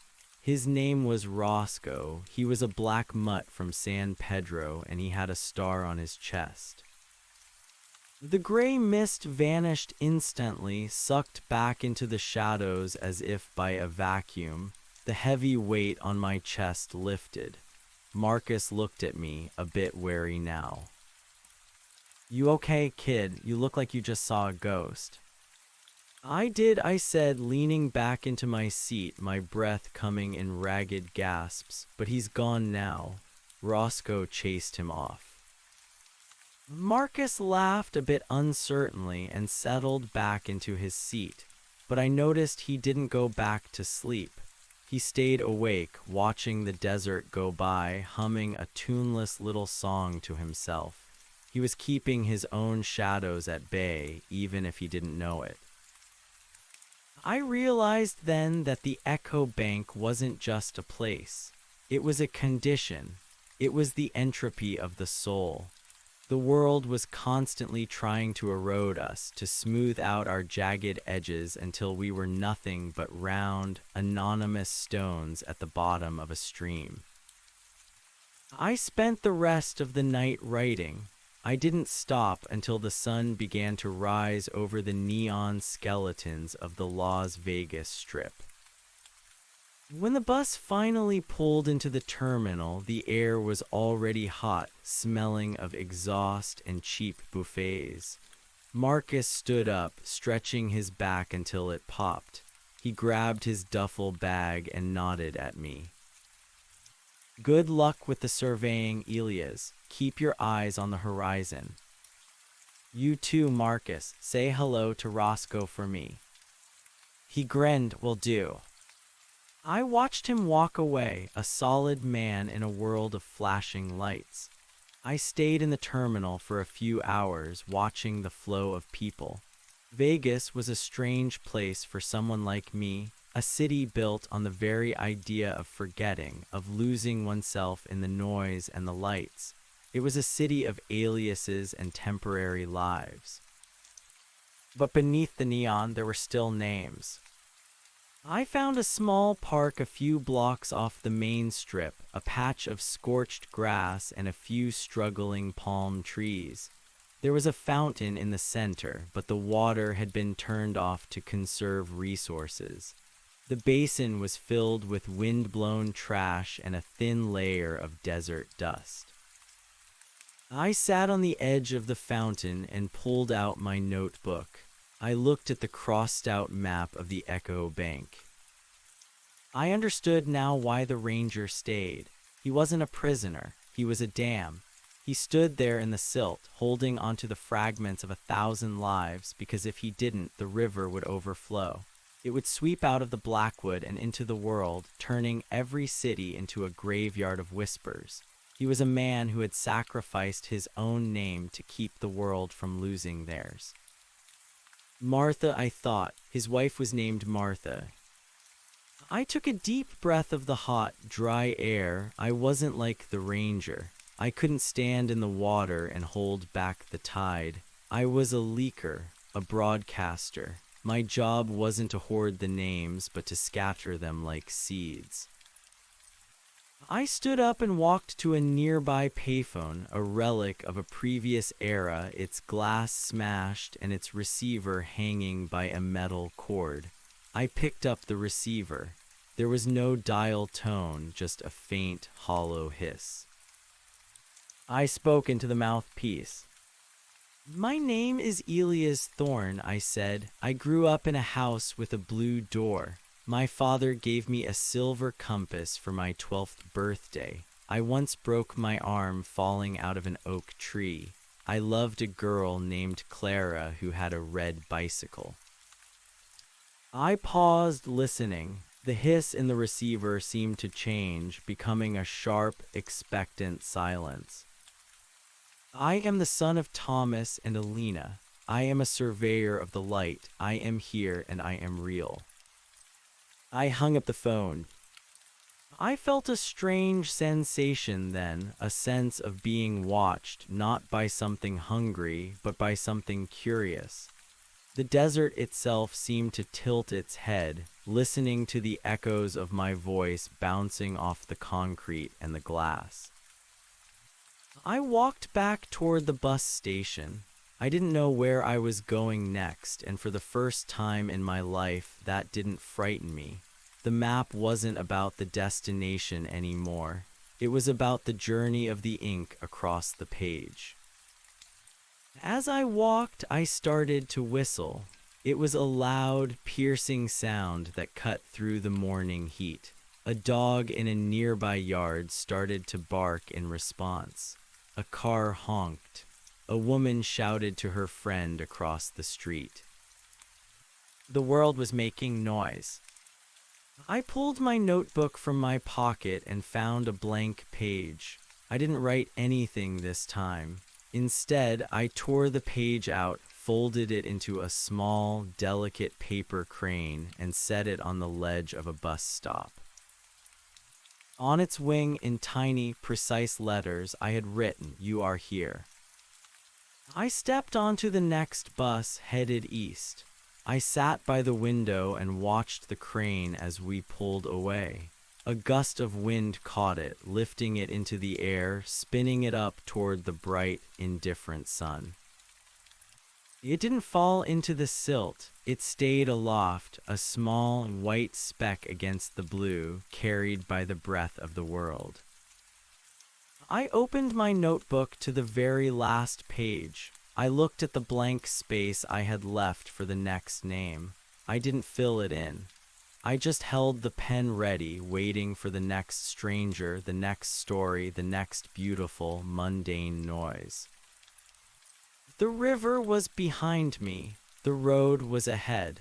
And as long as I had ink in my pen and breath in my lungs, the whispers would never be anything more than a memory of a place I used to be. I closed the notebook and looked out at the desert.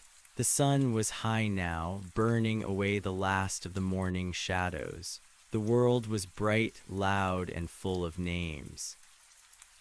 And I was finally home. The desert heat was a physical weight, a dry kiln that baked the moisture from my skin and the lingering dampness of the still water from my soul. As the bus hummed eastward toward the jagged silhouette of the Rockies, I felt the transition in the very air. The humidity of the coast, that heavy, secret-carrying mist, was being replaced by a clarity so sharp it hurt to breathe. Here, things didn't rot or dissolve into gray silt. They withered, bleached white by the sun, their forms preserved in skeletal purity. I spent hours watching the telephone poles flicker past like the teeth of a giant comb.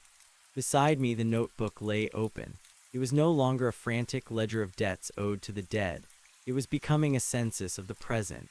Every time the bus stopped, at a sun-bleached gas station in Kingman, a dusty roadside diner near Seligman, a lonely crossroads where the asphalt shimmered like a mirage, I added to it.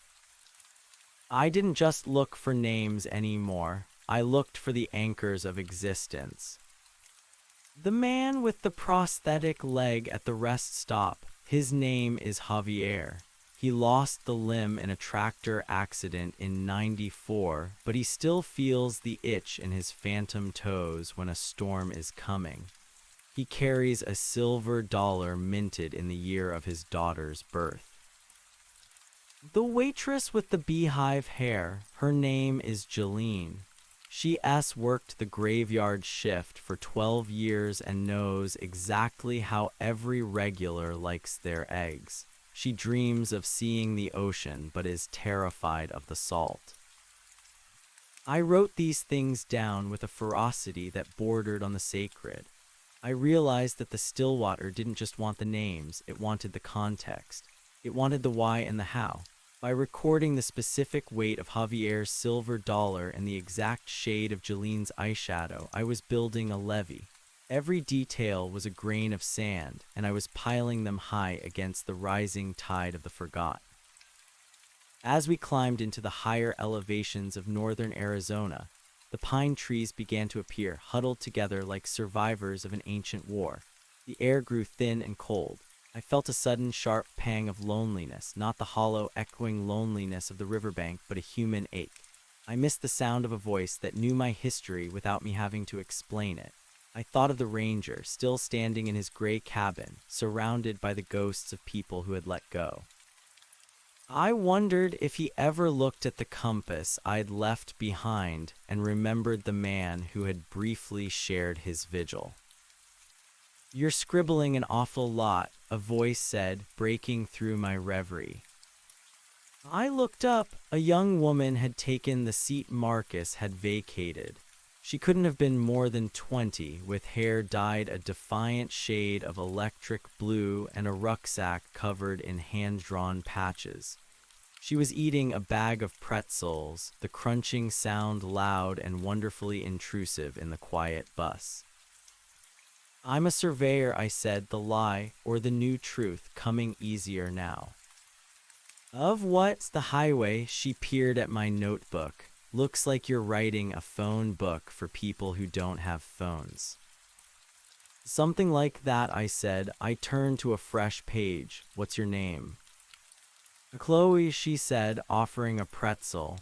"With a C, not a K, don't get it twisted." "Chloe with a C," I repeated, writing it down. "Where are you going, Chloe?" "Away," she said, her expression darkening for a fleeting second before the defiant mask returned. "Just away. My parents wanted me to be a dental hygienist in Phoenix. Can you imagine, staring into people's gross mouths all day? No thanks, I'm going to Denver. I heard there's a music scene there that doesn't care if you've got a degree." "Denver is a good place for a new start," I said. "The air is thin, but the light is honest." She laughed. "You talk like a poet, surveyor, or a crazy person. My grandma used to talk like that. She'd say the mountains have ears and the wind has a memory." I felt a familiar tingle on the back of my neck, not the cold finger of the river this time, but a resonance. Did she now? What was her name? "Rose," Chloe said. "She passed last winter. She was the only one who didn't care about the dental hygiene thing. She told me to keep my eyes on the stars and my feet off the beaten path." I wrote Rose beneath Chloe. I drew a small line connecting them, a root system of memory. She sounds like she was a wise woman. "She was a pain in the neck," Chloe countered affectionately. "But she was real, you know, like she didn't just exist. She happened to the world." That phrase struck me like a physical blow.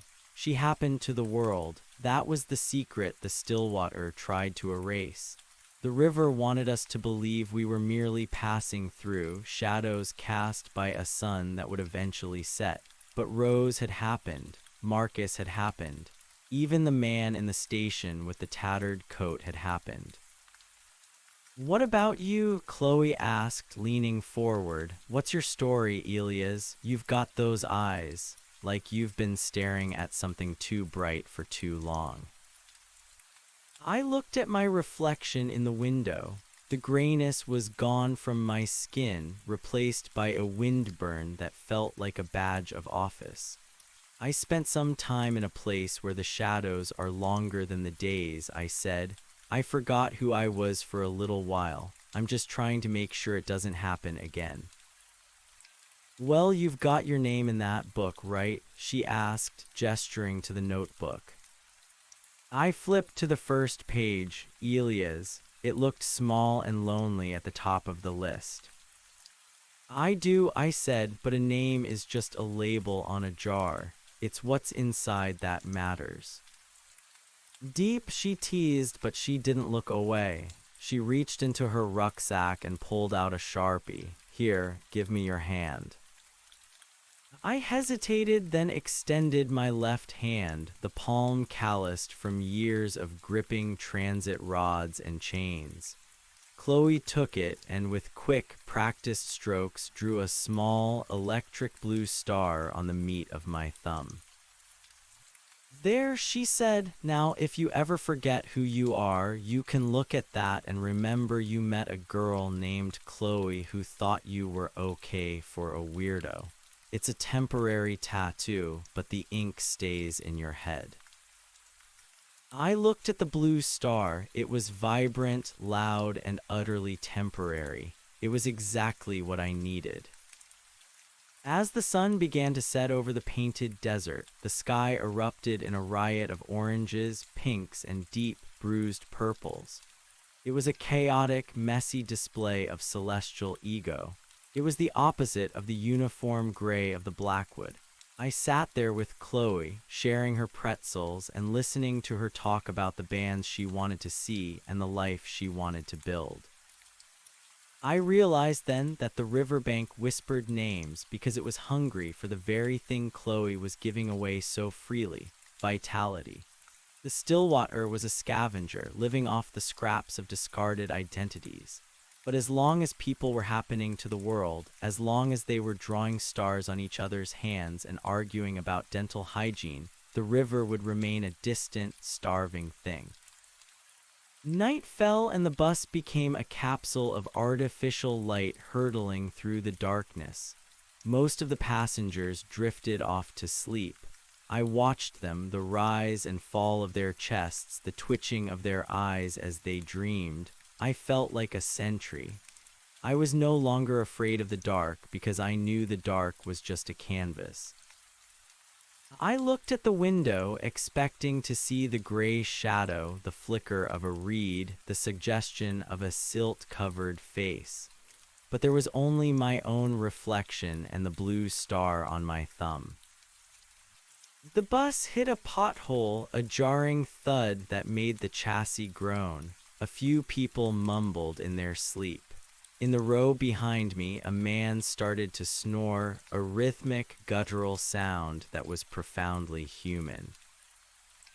I picked up my pen. I didn't write about the river. I didn't write about the whispers. I wrote about the way the light from a passing truck illuminated the dust motes in the aisle. I wrote about the smell of Chloe's hair, something like vanilla and cheap cigarettes. I wrote about the weight of the bus as it leaned into a curve, the centrifugal force pulling us all together for a fleeting second. I was no longer just a man who remembered. I was a man who witnessed. The road stretched out before us, a ribbon of black ink on a dark page. I didn't know where it ended, and I didn't care. The Stillwater might be eternal, but so was the act of naming. For every soul that slipped into the silt, 1,000 more were being born, crying out their first breaths, claiming their space in the noise. I leaned my head back and closed my eyes. I didn't go to the riverbank in my dreams. I went to a house with a blue door. I saw a man with a silver compass and a woman with peach preserves. I saw a girl on a red bicycle. And then I saw a bus station and a librarian and a sailor and a girl with blue hair. They were all there, a crowd of voices, a chorus of I am. I drifted into a deep, dreamless sleep, the hum of the engine a lullaby of the dry land. I woke up when the bus pulled into a small depot in the middle of nowhere, Wyoming. The air that rushed in through the open door was freezing, smelling of sagebrush and snow. Chloe was gone. She must have slipped off at an earlier stop while I was out. I felt a momentary pang of regret that I hadn't said goodbye, but then I looked at my thumb. The blue star was still there, a little faded but unmistakable. I stepped off the bus to stretch my legs. The stars here were incredible, vast, cold diamonds scattered across a velvet void. They didn't whisper, they roared with silence. I walked to the edge of the asphalt where the civilized world ended and the wilderness began. I looked out into the darkness. Far off in the distance, I saw a flicker of light, a lone ranch house, perhaps, or a campfire. It was a tiny pinprick of defiance against the vastness. I took out my notebook and tore out another page. I didn't fold it into a crane this time. I simply held it up to the wind. "My name is Elias Thorne," I said, my voice clear and steady in the mountain air. "I am a surveyor. I am a witness. I am a part of the noise." I let the paper go. It didn't drift downward. The wind caught it, a fierce northerly gust that whipped it upward, spinning it into the dark.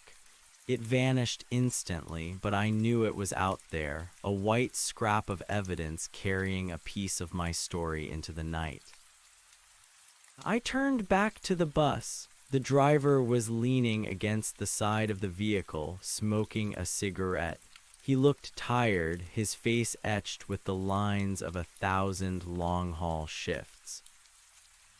"Cold night," he remarked, the smoke curling around his head like a halo. "It is," I said. "What's your name?" He looked at me, a slow smile spreading across his face. "Bill," he said, "Bill Henderson. Been driving this route since '82. "Well, Bill," I said, stepping back onto the bus, "keep us on the road. We've got places to be." As the bus pulled away, leaving the lonely depot behind, I opened my notebook to a fresh page. I wrote Bill Henderson, driver, 1982. I felt the vibration of the engine through my boots. It was a steady, pulsing heart. I looked at the blue star on my thumb and smiled. The river was a long way off and the sun would be up soon.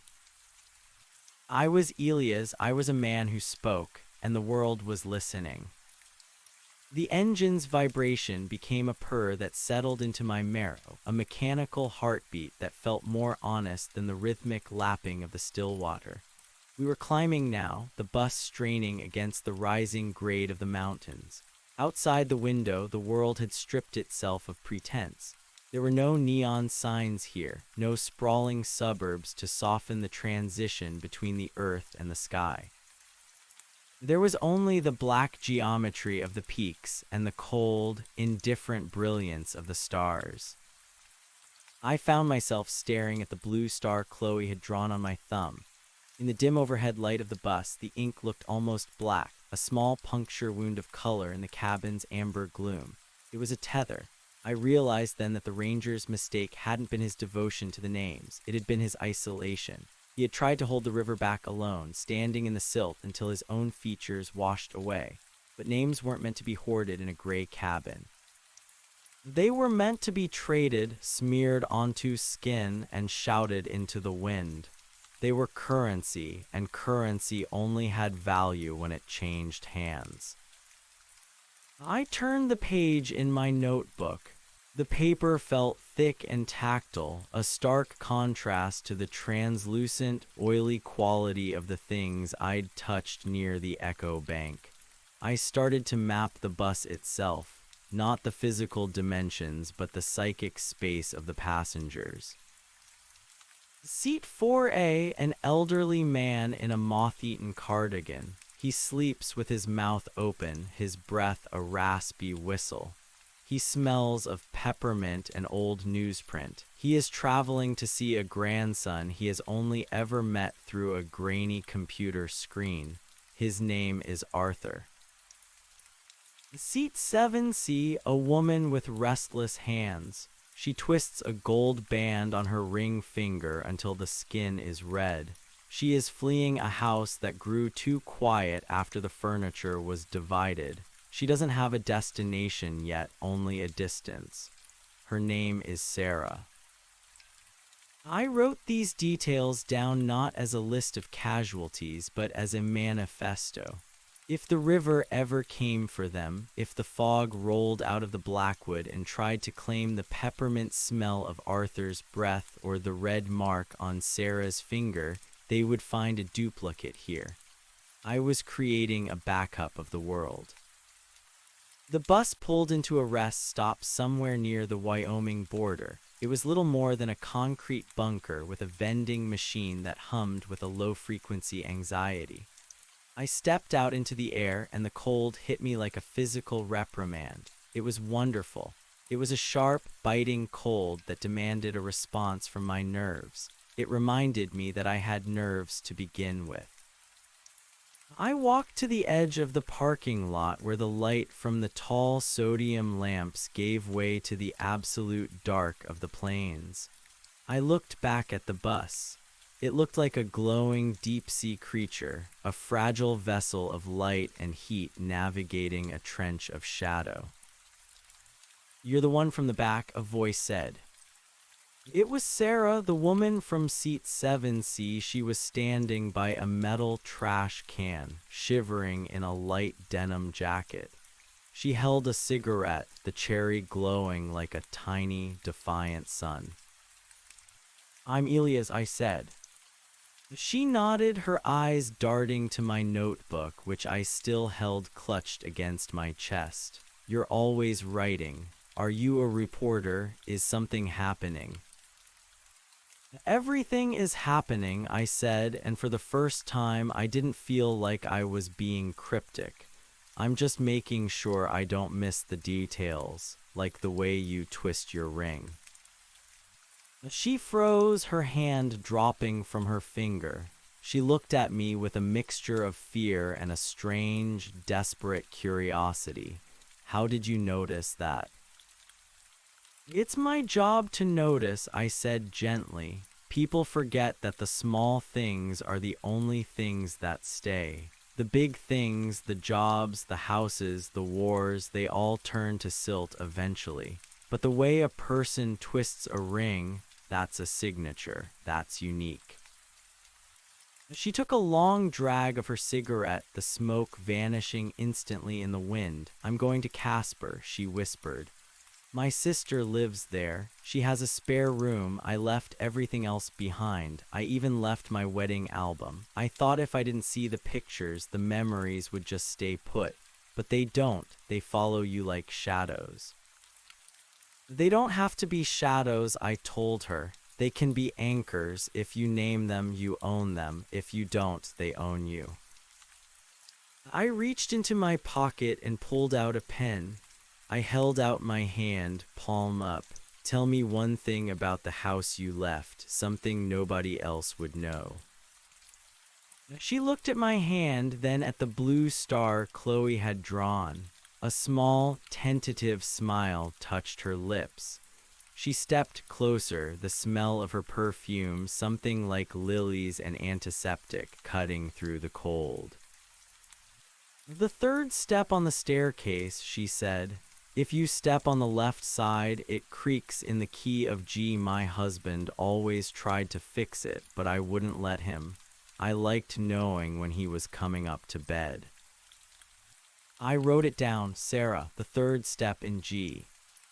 "There," I said, "now it's on the map. It exists even if the house burns down." She reached out and touched the page, her finger lingering over the ink. "Thank you, Elias."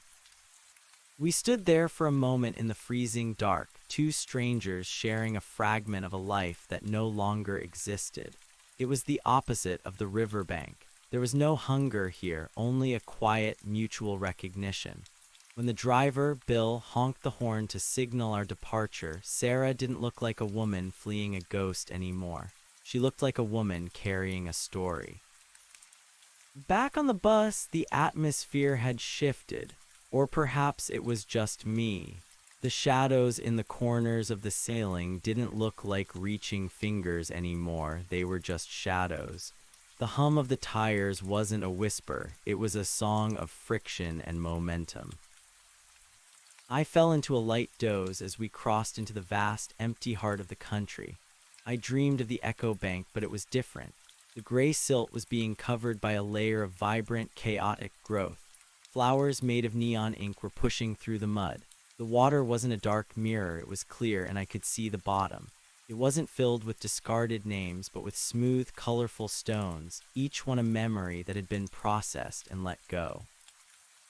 I saw the ranger. He wasn't standing in the water anymore. He was sitting on the bank, wearing a shirt that wasn't gray, and he was laughing. Martha was there, sitting beside him, her hair catching a sun that didn't burn. He looked at me and nodded, a silent acknowledgement of a debt paid. I woke up as the first light of dawn began to bleed over the horizon. We were descending now, the mountains giving way to the rolling hills of the high plains. The sky was a pale, bruised lavender, transitioning into a fierce, buttery gold.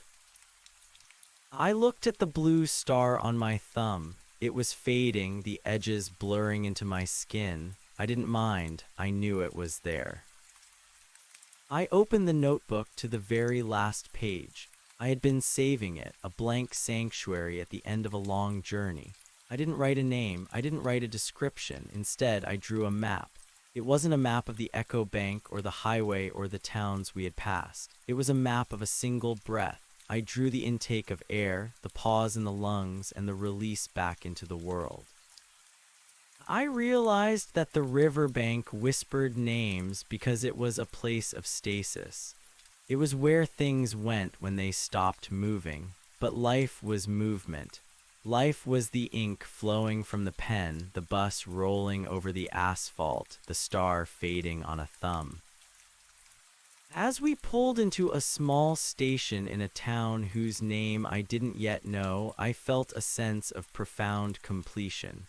The weight in my chest, the one I had carried since I first saw the Blackwood, was gone. I wasn't a dam and I wasn't a leaker. I was a conduit. I stood up and gathered my things. My bag felt lighter, though it was full of the same clothes and the same heavy notebook. I walked to the front of the bus. "End of the line for me, Bill," I said.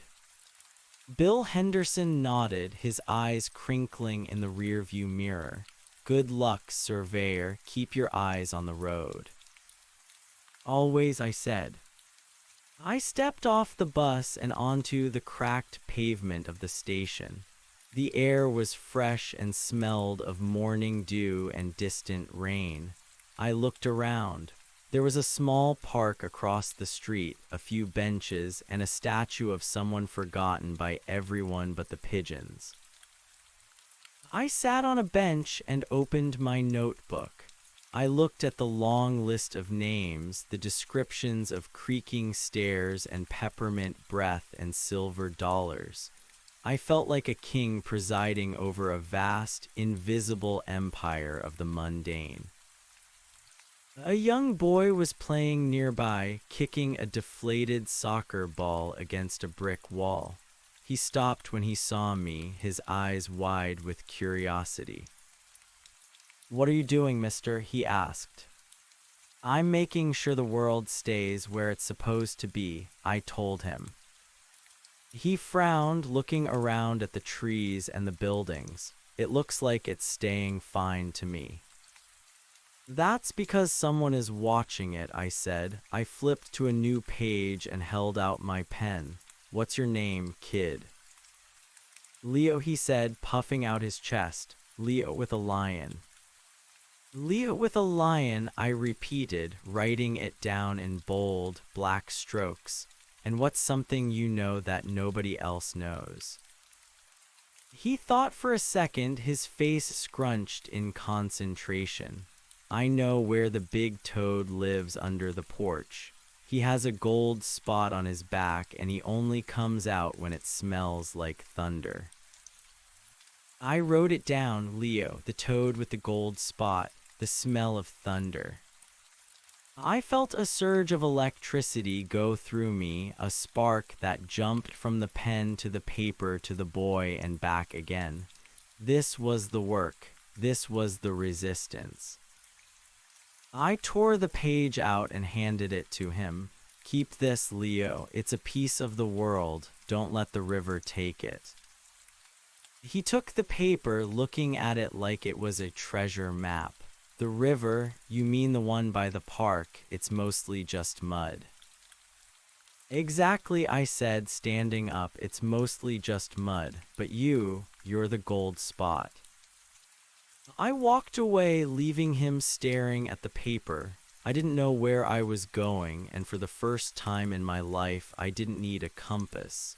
I had the names, I had the noise, I had the ink. The sun was fully up now, a brilliant, roaring fire in the sky. The world was loud, messy, and beautiful. People were shouting, cars were honking, and somewhere a third step was creaking in the key of G. I walked toward the center of town, my boots clicking rhythmically on the sidewalk. I was Elias Thorne. I was the son of Thomas and Alina. I was a surveyor of the light, and I was here. I was finally truly here. I passed a window and caught my reflection. I didn't look for the grayness. I looked at my eyes and I saw the reflection of the street, the trees, and the boy with the soccer ball. I wasn't a shadow. I was a mirror. I reached into my pocket and touched the silver compass the ranger had given back to me. It was warm from my body heat. I didn't need it to find north.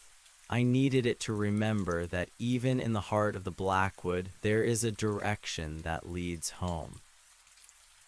I kept walking, my pen ready, my ears open to the glorious, chaotic symphony of the living. The whispers of the riverbank were gone, drowned out by the beautiful, mundane noise of a world that refused to be forgotten. I was home not in a house or a town, but in the very act of existing. And as long as I had a story to tell, the silence would never win. The town was called Oritania, a name that tasted like iron and cold water. It wasn't a place that appeared on the glossy maps and gas station carousels, but it existed with a stubborn, rooted intensity. I spent my first hour there simply walking the perimeter of the main square, letting the soles of my boots memorize the braille of the cracked sidewalks.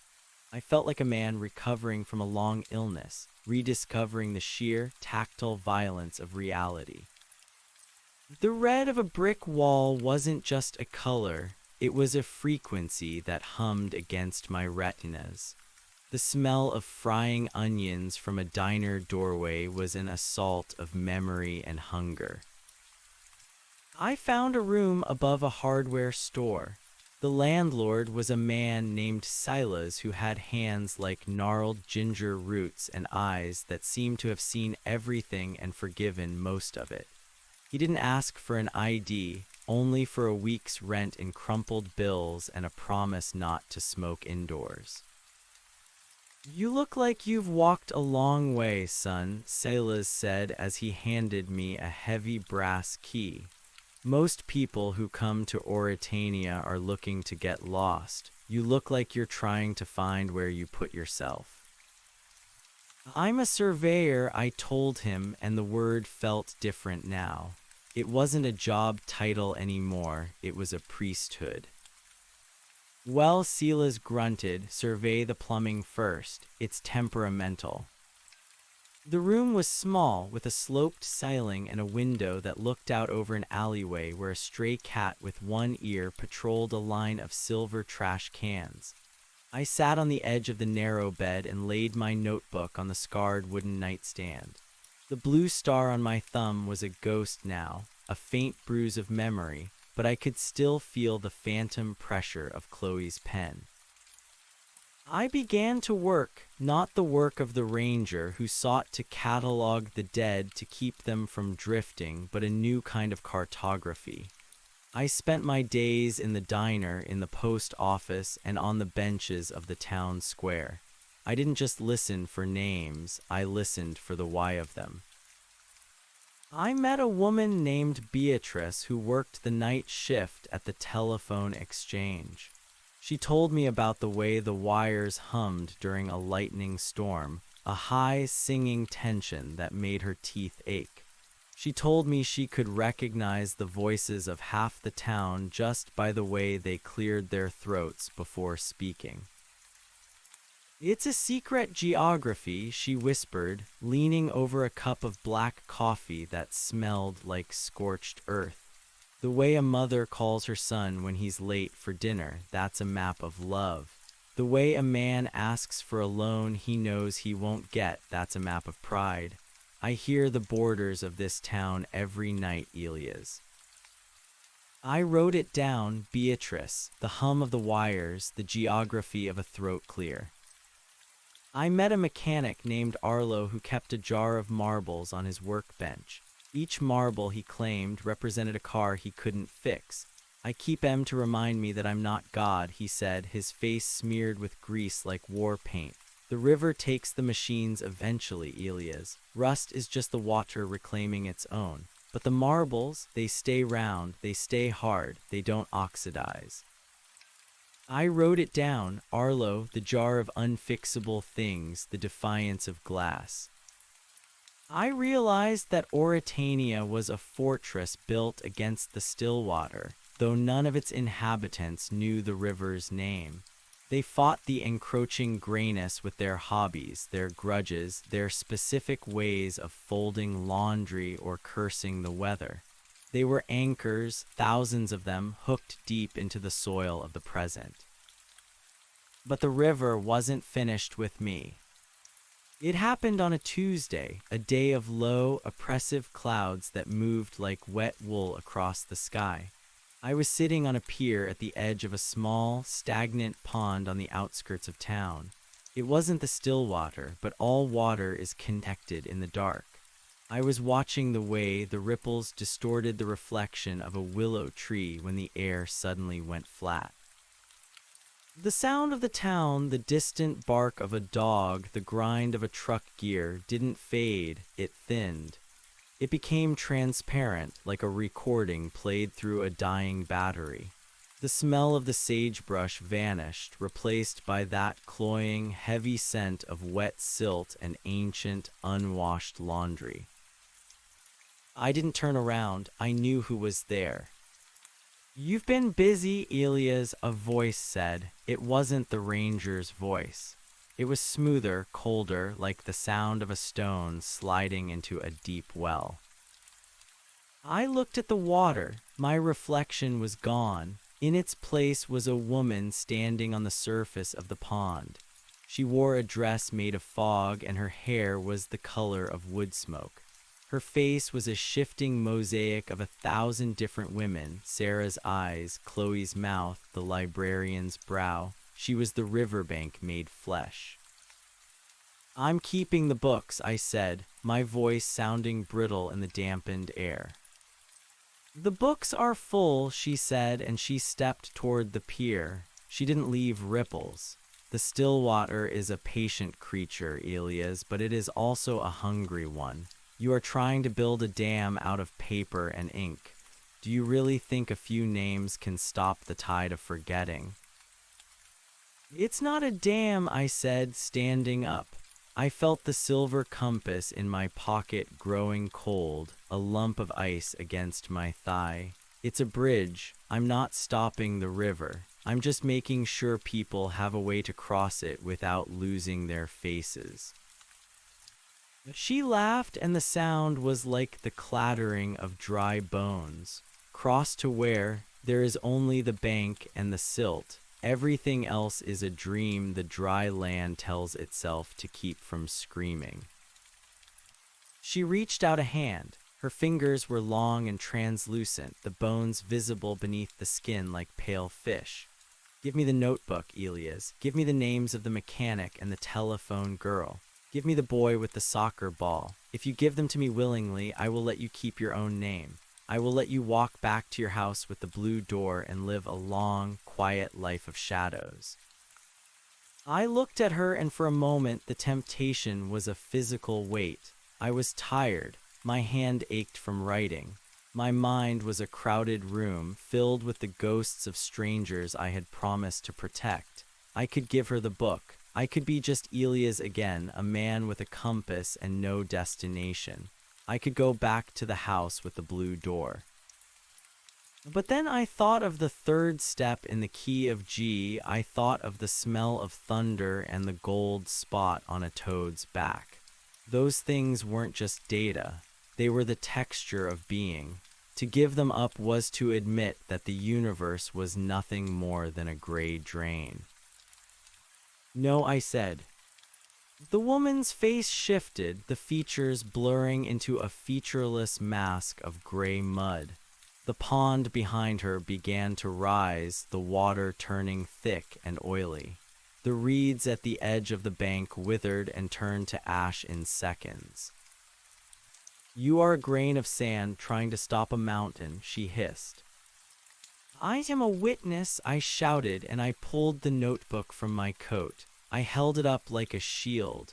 "I am Elias Thorne, and I remember Bill Henderson. I remember Arthur and his peppermint breath. I remember the girl with the blue hair and the way she smelled like vanilla and cigarettes." As I spoke the names, the ink on the pages began to glow.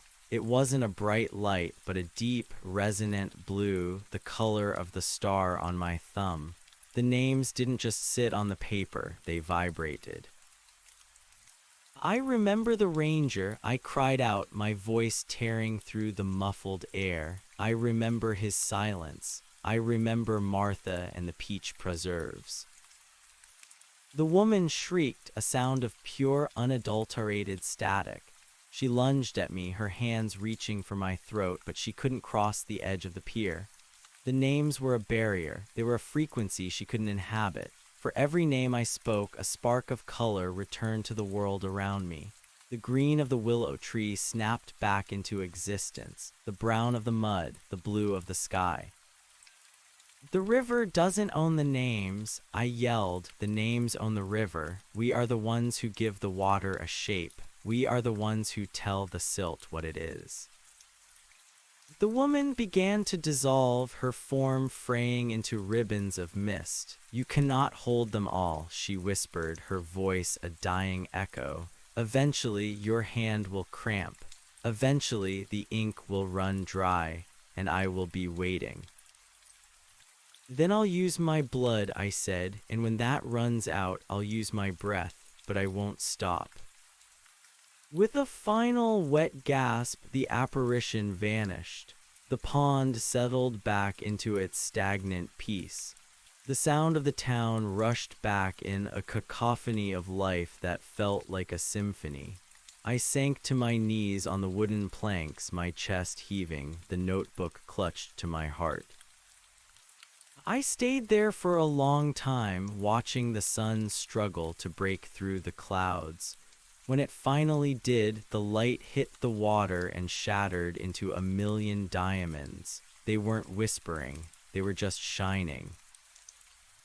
I walked back to town, my legs shaking, but my mind clear. I went straight to the hardware store and climbed the stairs to my room. I didn't lie down. I sat at the table and opened the notebook to a fresh page. I wrote, "The woman in the mist. She has no name, for she is the absence of them. She smells of wet silt and broken promises. She fears the sound of a voice." I realized then that the ranger had been wrong about one final thing. He thought he was the guardian of the names, the one who kept them safe from the water. But you don't keep a name safe by locking it in a cabin. You keep it safe by throwing it into the world, by letting it collide with other names, by letting it wear down and change and grow. I looked at my thumb. The blue star was gone, completely absorbed into my skin. It wasn't a mark anymore. It was part of my biology. I spent the next few weeks in Oritania, but I knew I couldn't stay. A surveyor has to keep moving. The map is never finished because the world is never finished. Every birth is a new territory. Every death is a coastline that needs to be remeasured. On my last night, I sat with Silas on the porch of the hardware store. The air was crisp, tasting of the coming winter. We watched the headlights of cars moving along the distant highway, a slow procession of travelers, each one a vessel of secrets. "Leaving tomorrow?" Silas asked, puffing on a pipe that smelled of cherry tobacco.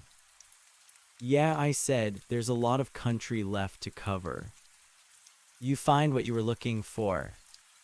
I thought about the riverbank. I thought about the man with the silver compass and the girl with the red bicycle.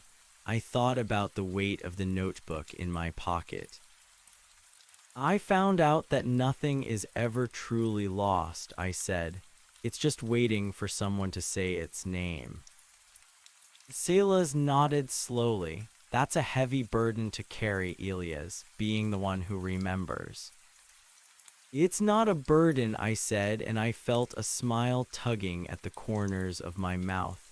"It's a conversation." I reached into my pocket and pulled out the silver compass. I held it out to him.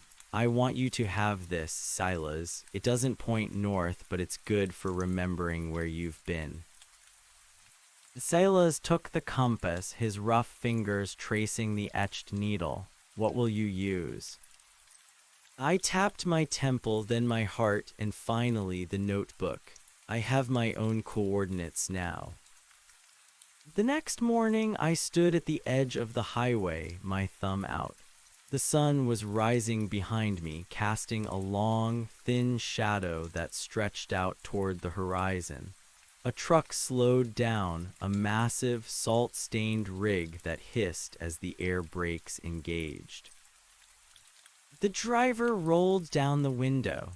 He was a young man, barely older than Chloe, with a baseball cap pulled low over his eyes and a tattoo of a bird on his forearm. "Where you headed?" he asked. "East," I said, "as far as the road goes."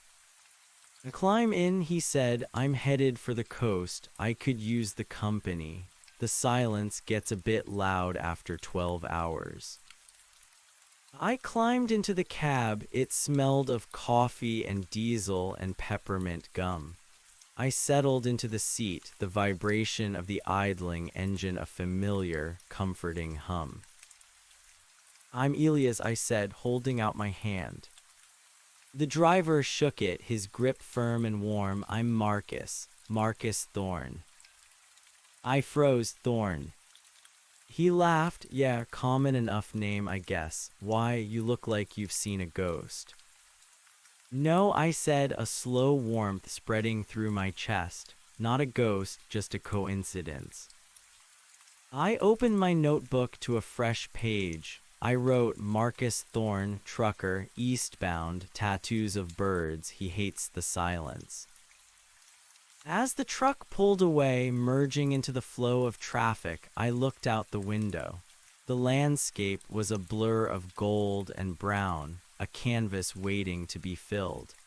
I felt the ink in my pocket, the steady weight of the stories I carried, and the infinite possibilities of the stories I had yet to hear.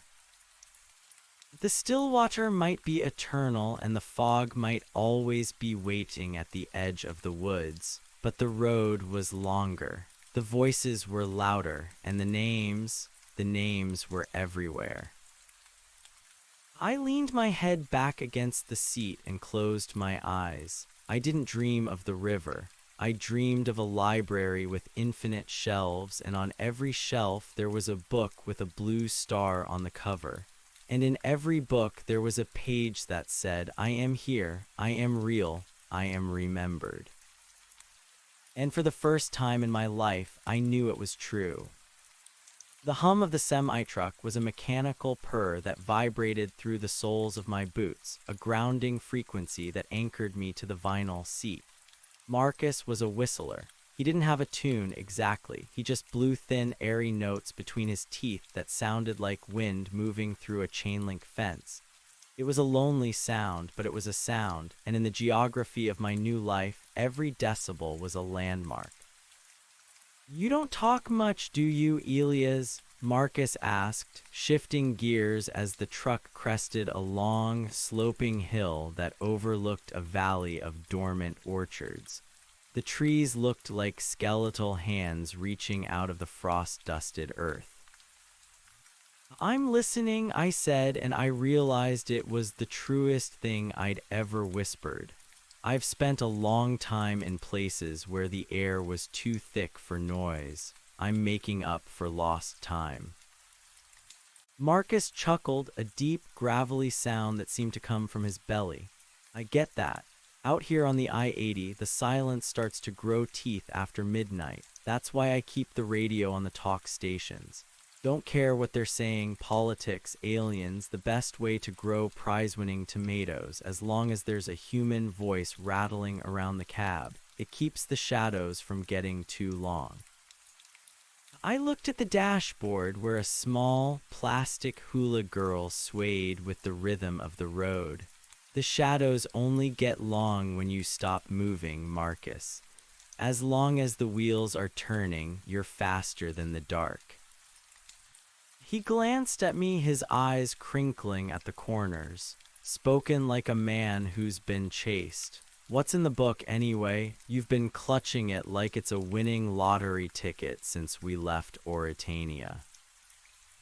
I opened the notebook. The pages fluttered, a white and blue blur of ink. It's a map of people who aren't on maps. It's a list of things that shouldn't be forgotten. "Am I in there?" "You are now," I said, my pen finding the paper.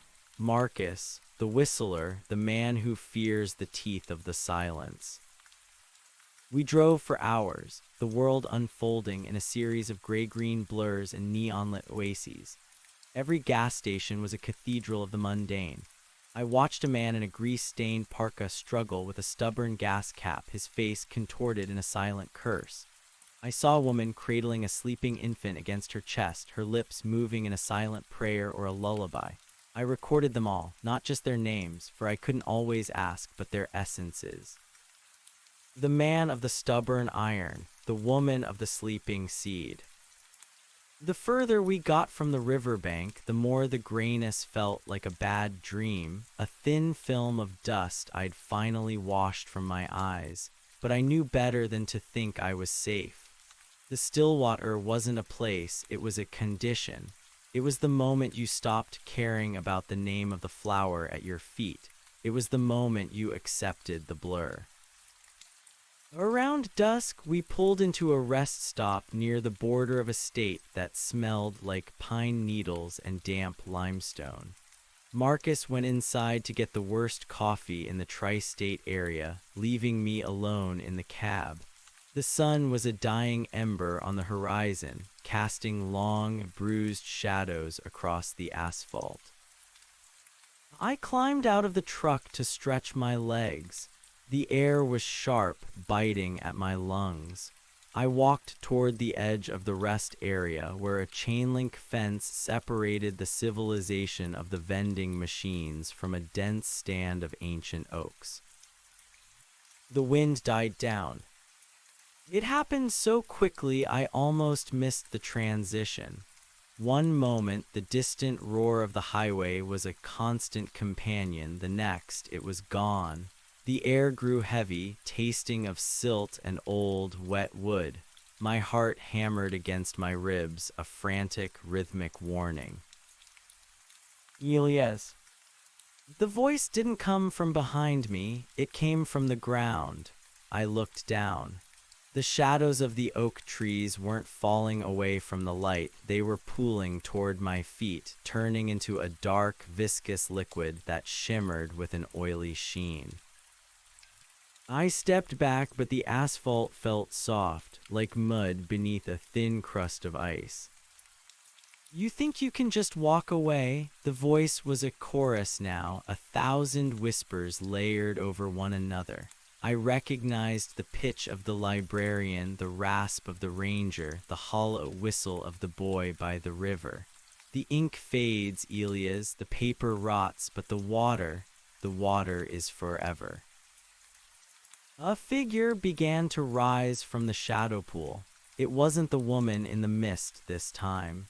It was a shape-shifter, a silhouette that flickered between a man with a surveyor's tripod and a woman with a red bicycle. It was the personification of everything I had tried to save, twisted into a weapon of reproach. You took our names, the silhouette hissed, its face a blur of static. You trapped us in your little box of dead trees. You think that's life? We are cold, Elias. We are so very cold. The cold began to seep into my boots, a numbing sensation that climbed toward my knees. I reached for my notebook, but my fingers were stiff, unresponsive. The silver compass was gone. I had given it to Silas, and for a terrifying second I felt the northless void opening up inside my chest. I didn't trap you, I croaked, my voice sounding small against the encroaching silence. I carried you. I gave you a place to stand when the ground turned to water. Then come back to the bank, the shadow whispered, reaching out a hand made of gray smoke. Give up the noise, give up the heat. It's so much easier to just drift. The shadow touched my hand, the spot where the blue star had been flared with a sudden, agonizing heat. It wasn't the cold of the river, it was the sear of a branding iron. I remembered Chloe's pen. I remembered the way she had looked at me, not as a surveyor or a ghost, but as a boy who was lost. I remembered the weight of her hand on mine. I am not a shadow, I snarled, the heat from my thumb spreading through my arm, melting the ice in my veins. And you are not the people I knew. You're just the echo they left behind when they stopped fighting. I grabbed the notebook from my pocket. My fingers were nimble now, fueled by a desperate, burning clarity. I didn't open it to the pages of the dead. I opened it to the very back, to the blank pages I had reserved for the future. I remember Marcus, I shouted, the name a thunderclap in the stillness. I remember the way he whistles like the wind. I remember the plastic girl on his dashboard. The shadow recoiled, its form flickering. I remember Silas and his gingerroot hands. I remember the smell of cherry tobacco and the weight of a brass key. The pool of shadows at my feet began to boil, steam rising as if the names were coals dropped into a frozen lake. I remember the color of the red bricks in Oritania. I remember the key of G. I remember the taste of iron and cold water. I wasn't just reciting a list. I was weaving a net. Every name, every detail, every sensory scrap I had gathered since leaving the Blackwood became a thread of light, knitting together to form a barrier between me and the abyss. The silhouette shrieked, a sound of tearing silk, and collapsed back into the ground. The heavy scent of silt vanished, replaced by the sharp, glorious sting of pine and diesel. The roar of the highway rushed back in, a beautiful, chaotic tide of life. I stood there gasping for air, my thumb still throbbing with that strange, internal light. The asphalt was solid again. The oaks were just trees. Elias, you okay, buddy? You look like you're trying to pick a fight with a fence. I turned. Marcus was walking toward me, 2 steaming paper cups in his hands. He looked solid. He looked real. He looked like the most beautiful thing I had ever seen. I'm fine, I said, my voice shaking, just checking the perimeter. Marcus handed me a cup. The coffee was bitter, scorched, and tasted faintly of plastic. It was perfect. You've got a weird way of relaxing, Elias. Come on, we're burning daylight. The coast is still 500 miles away. We climbed back into the cab. As Marcus pulled the rig back onto the highway, I looked at my thumb. The blue star hadn't returned, but the skin there was flushed, pulsing with the rhythm of my heart. I understood then the river wouldn't stop. It would always be there at the edges of the world, waiting for the moments of weakness, the moments of forgetting. It was the entropic force of the universe, the great eraser. And I was the great pen. I didn't need a compass because I wasn't trying to find a fixed point. I was the needle, and the world was the magnet. I would be drawn to the places where the names were thinning, where the grayness was beginning to leach the color from the bricks. I would be the one who stood on the pier and shouted into the fog until the fog gave up the ghosts. Hey, Marcus, I said, as we bypassed a town that looked like it was made of shadows and neon. Yeah. Tell me about your mother. Tell me her name and the way she used to call you for dinner. Marcus looked surprised, then a soft, distant smile touched his lips. Her name was Elena. Same as your mother, I think you said, and she didn't call me. She had this old brass bell she'd ring from the back porch. You could hear it for 3 miles, sounded like a Sunday morning that never had to end. I wrote it down, Elena, the brass bell, the Sunday morning that never ended. As we drove into the night, I realized that the notebook wasn't just a record. It was a living thing. The ink was the blood of the world, and every time I wrote a name, I was giving that person a second heartbeat. We reached the coast 3 days later. The Atlantic was a vast, churning expanse of salt and power, a different kind of water than the still water. This water had a voice, a roar that spoke of tides and storms and the relentless movement of time. It didn't want to swallow you, it wanted to move you. Marcus dropped me off at a pier in a town called Mariner's Reach. The air here was thick with the smell of fish and brine, and the seagulls screamed like banshees above the masts of the fishing boats. This is as far as the road goes, Elias, Marcus said, leaning out the window. What are you going to do now? There's nothing but blue out there. I looked at the horizon where the sky met the sea in a line of perfect, shimmering clarity.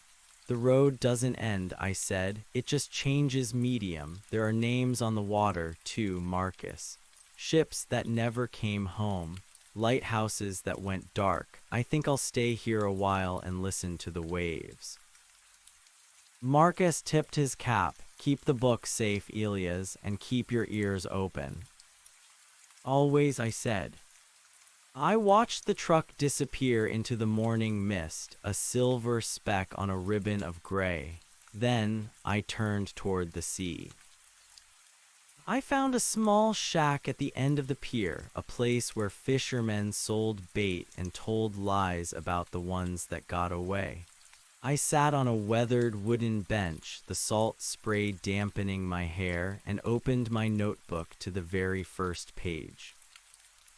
I looked at the names I had collected. The ranger, Martha, Chloe, Silas, Marcus. I realized that I was no longer a surveyor of the light. I was a lighthouse. I didn't need to find the way home because I carried home within the ink and the paper. I was a repository of existence, a defiance of the void. I picked up my pen. The ink flowed smooth and dark, a river of meaning. I began to write a letter, not to anyone in particular, but to the world itself. A testament, a warning, a love letter to the mundane. To whom it may concern, I wrote, my name is Elias Thorne. I am the son of Thomas and Elena. I have walked through the Blackwood and stood on the bank of the Stillwater. I have seen the names wash away like silt, and I have seen them burn like stars. The wind picked up, tugging at the pages, but I held on tight. The world is loud, the world is messy, the world is terrifyingly fragile, but it is here. And as long as one person remembers the sound of a brass bell or the smell of scorched coffee, the silence cannot win.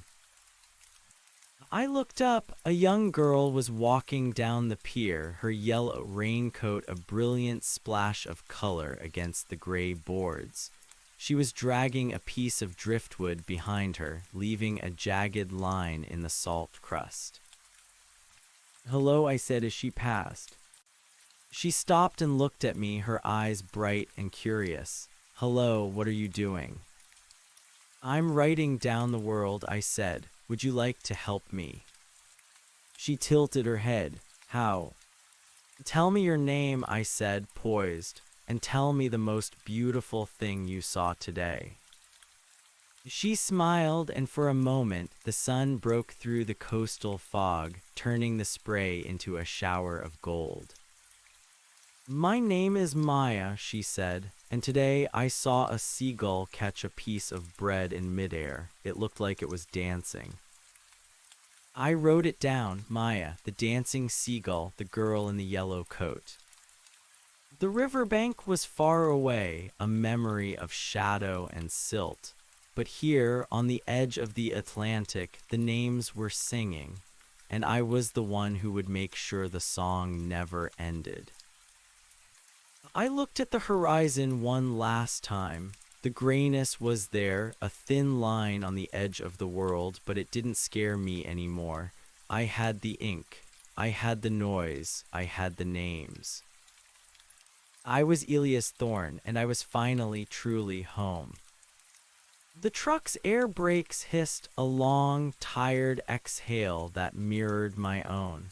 Marcus leaned across the bench seat, his face illuminated by the green glow of the instrument panel. "End of the line, scribe.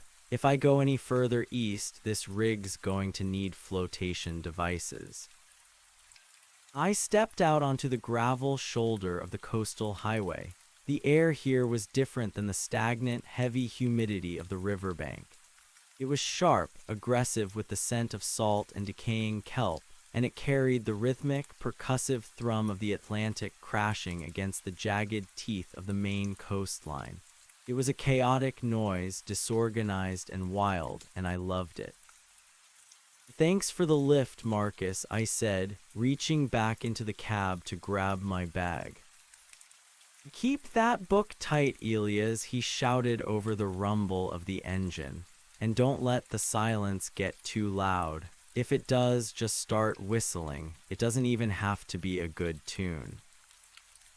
He hauled the door shut, and the massive vehicle pulled away, its taillights bleeding into the pre-dawn mist like two receding embers. I stood alone on the edge of the world.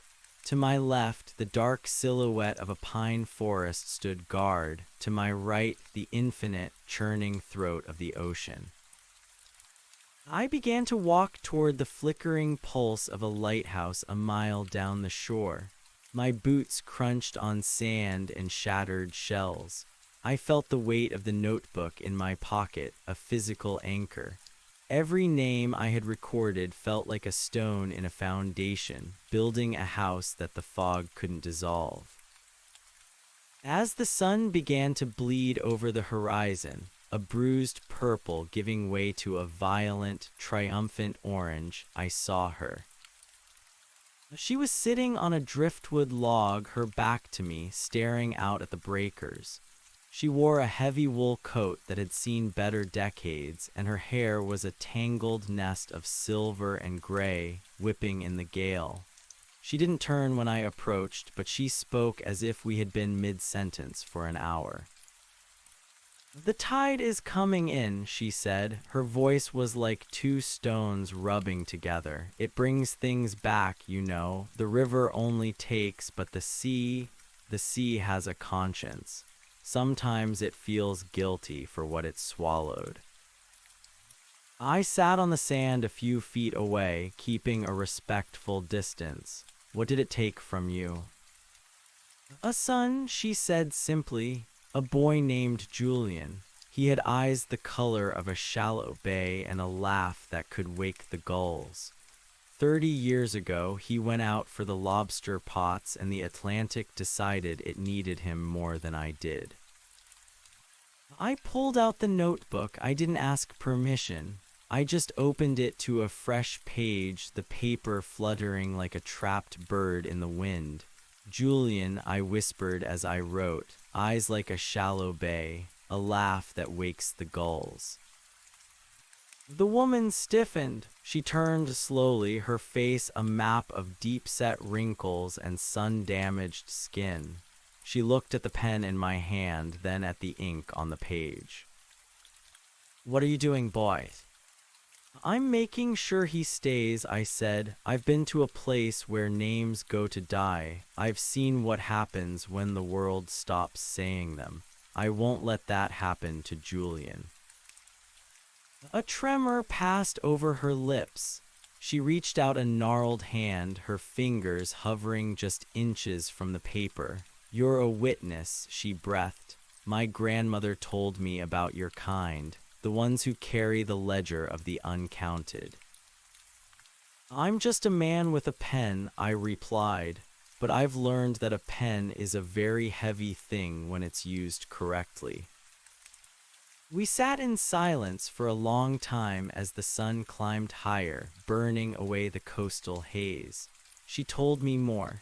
She told me about the way Julian used to carve little wooden whales out of cedar. She told me about her husband, Thomas, who died of a broken heart 3 winters later. She told me her own name, Elira. I wrote it all. I didn't just write the facts. I wrote the feelings. I wrote the way the air smelled when she talked about her kitchen in the autumn. I wrote the specific shade of blue of her favorite teacup. By the time the sun was high enough to sting my eyes, the notebook was thicker, heavier, pulsing with the life of a family that the world had tried to erase. When I stood up to leave, Elira looked at me with an expression that wasn't quite a smile, but it was peaceful. The haunted look in her eyes had receded, replaced by a quiet clarity. Where will you go now? She asked. Wherever the fog is thickest, I said. I think I'm headed north. I heard there are towns up near the border that aren't on the maps anymore, places where people have forgotten how to tell their own stories. They'll be waiting for you, she said, even if they don't know it. I walked away from the shore back toward the highway. My thumbs, where the blue star had once been, felt warm. It wasn't a mark of the still water anymore. It was a callus earned from holding the pen. As I reached the road, a small car pulled over, an old, rusted station wagon filled with camping gear. A young couple looked out at me, their faces bright with the reckless energy of a road trip. Hey, the girl shouted, we're heading toward the mountains. You need a lift. I looked at them, really looked at them. I saw the way the boy held the steering wheel with nervous excitement. I saw the way the girl had a map spread across her lap, marked with red ink. They were vibrant. They were loud. They were temporary, and that was exactly why they mattered. I'm Elias, I said, stepping toward the car. I'm Sarah, she said, grinning, and this is Toby. We're going to see the world before it changes its mind about us. I climbed into the back seat, surrounded by the smell of old sleeping bags and dried trail mix. I opened my notebook. Tell me everything, I said. The car pulled away, merging into the flow of the living world. I watched the ocean disappear in the rearview mirror, but I wasn't afraid of the distance.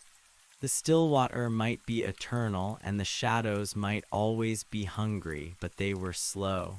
They were patient, but they were stagnant.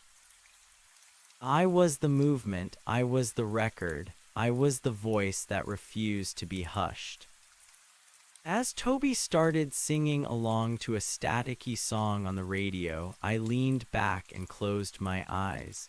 The library in my dreams was no longer a silent place of infinite shelves. It was a bustling plaza. It was a dinner table filled with laughter. It was a river that flowed upward against the current of oblivion. The names were everywhere. They were written in the dust on the dashboard, in the condensation on the windows, in the rhythm of the tires against the pavement. I wasn't just surviving, I was testifying. The riverbank that whispered names had tried to take my soul, but in the end, it had only given me a purpose. I would spend the rest of my days filling the silence. I would be the ink that refused to dry, the page that refused to tear. I opened my eyes and looked out at the passing trees. The world was beautiful, not because it lasted, but because it tried to. Once upon a time, I whispered to the empty air of the backseat, there was a boy who went to the river, and when he came back, he brought the whole world with him. I put the pen to the paper and began the next chapter. The road was long, the sun was bright, and I had plenty of ink.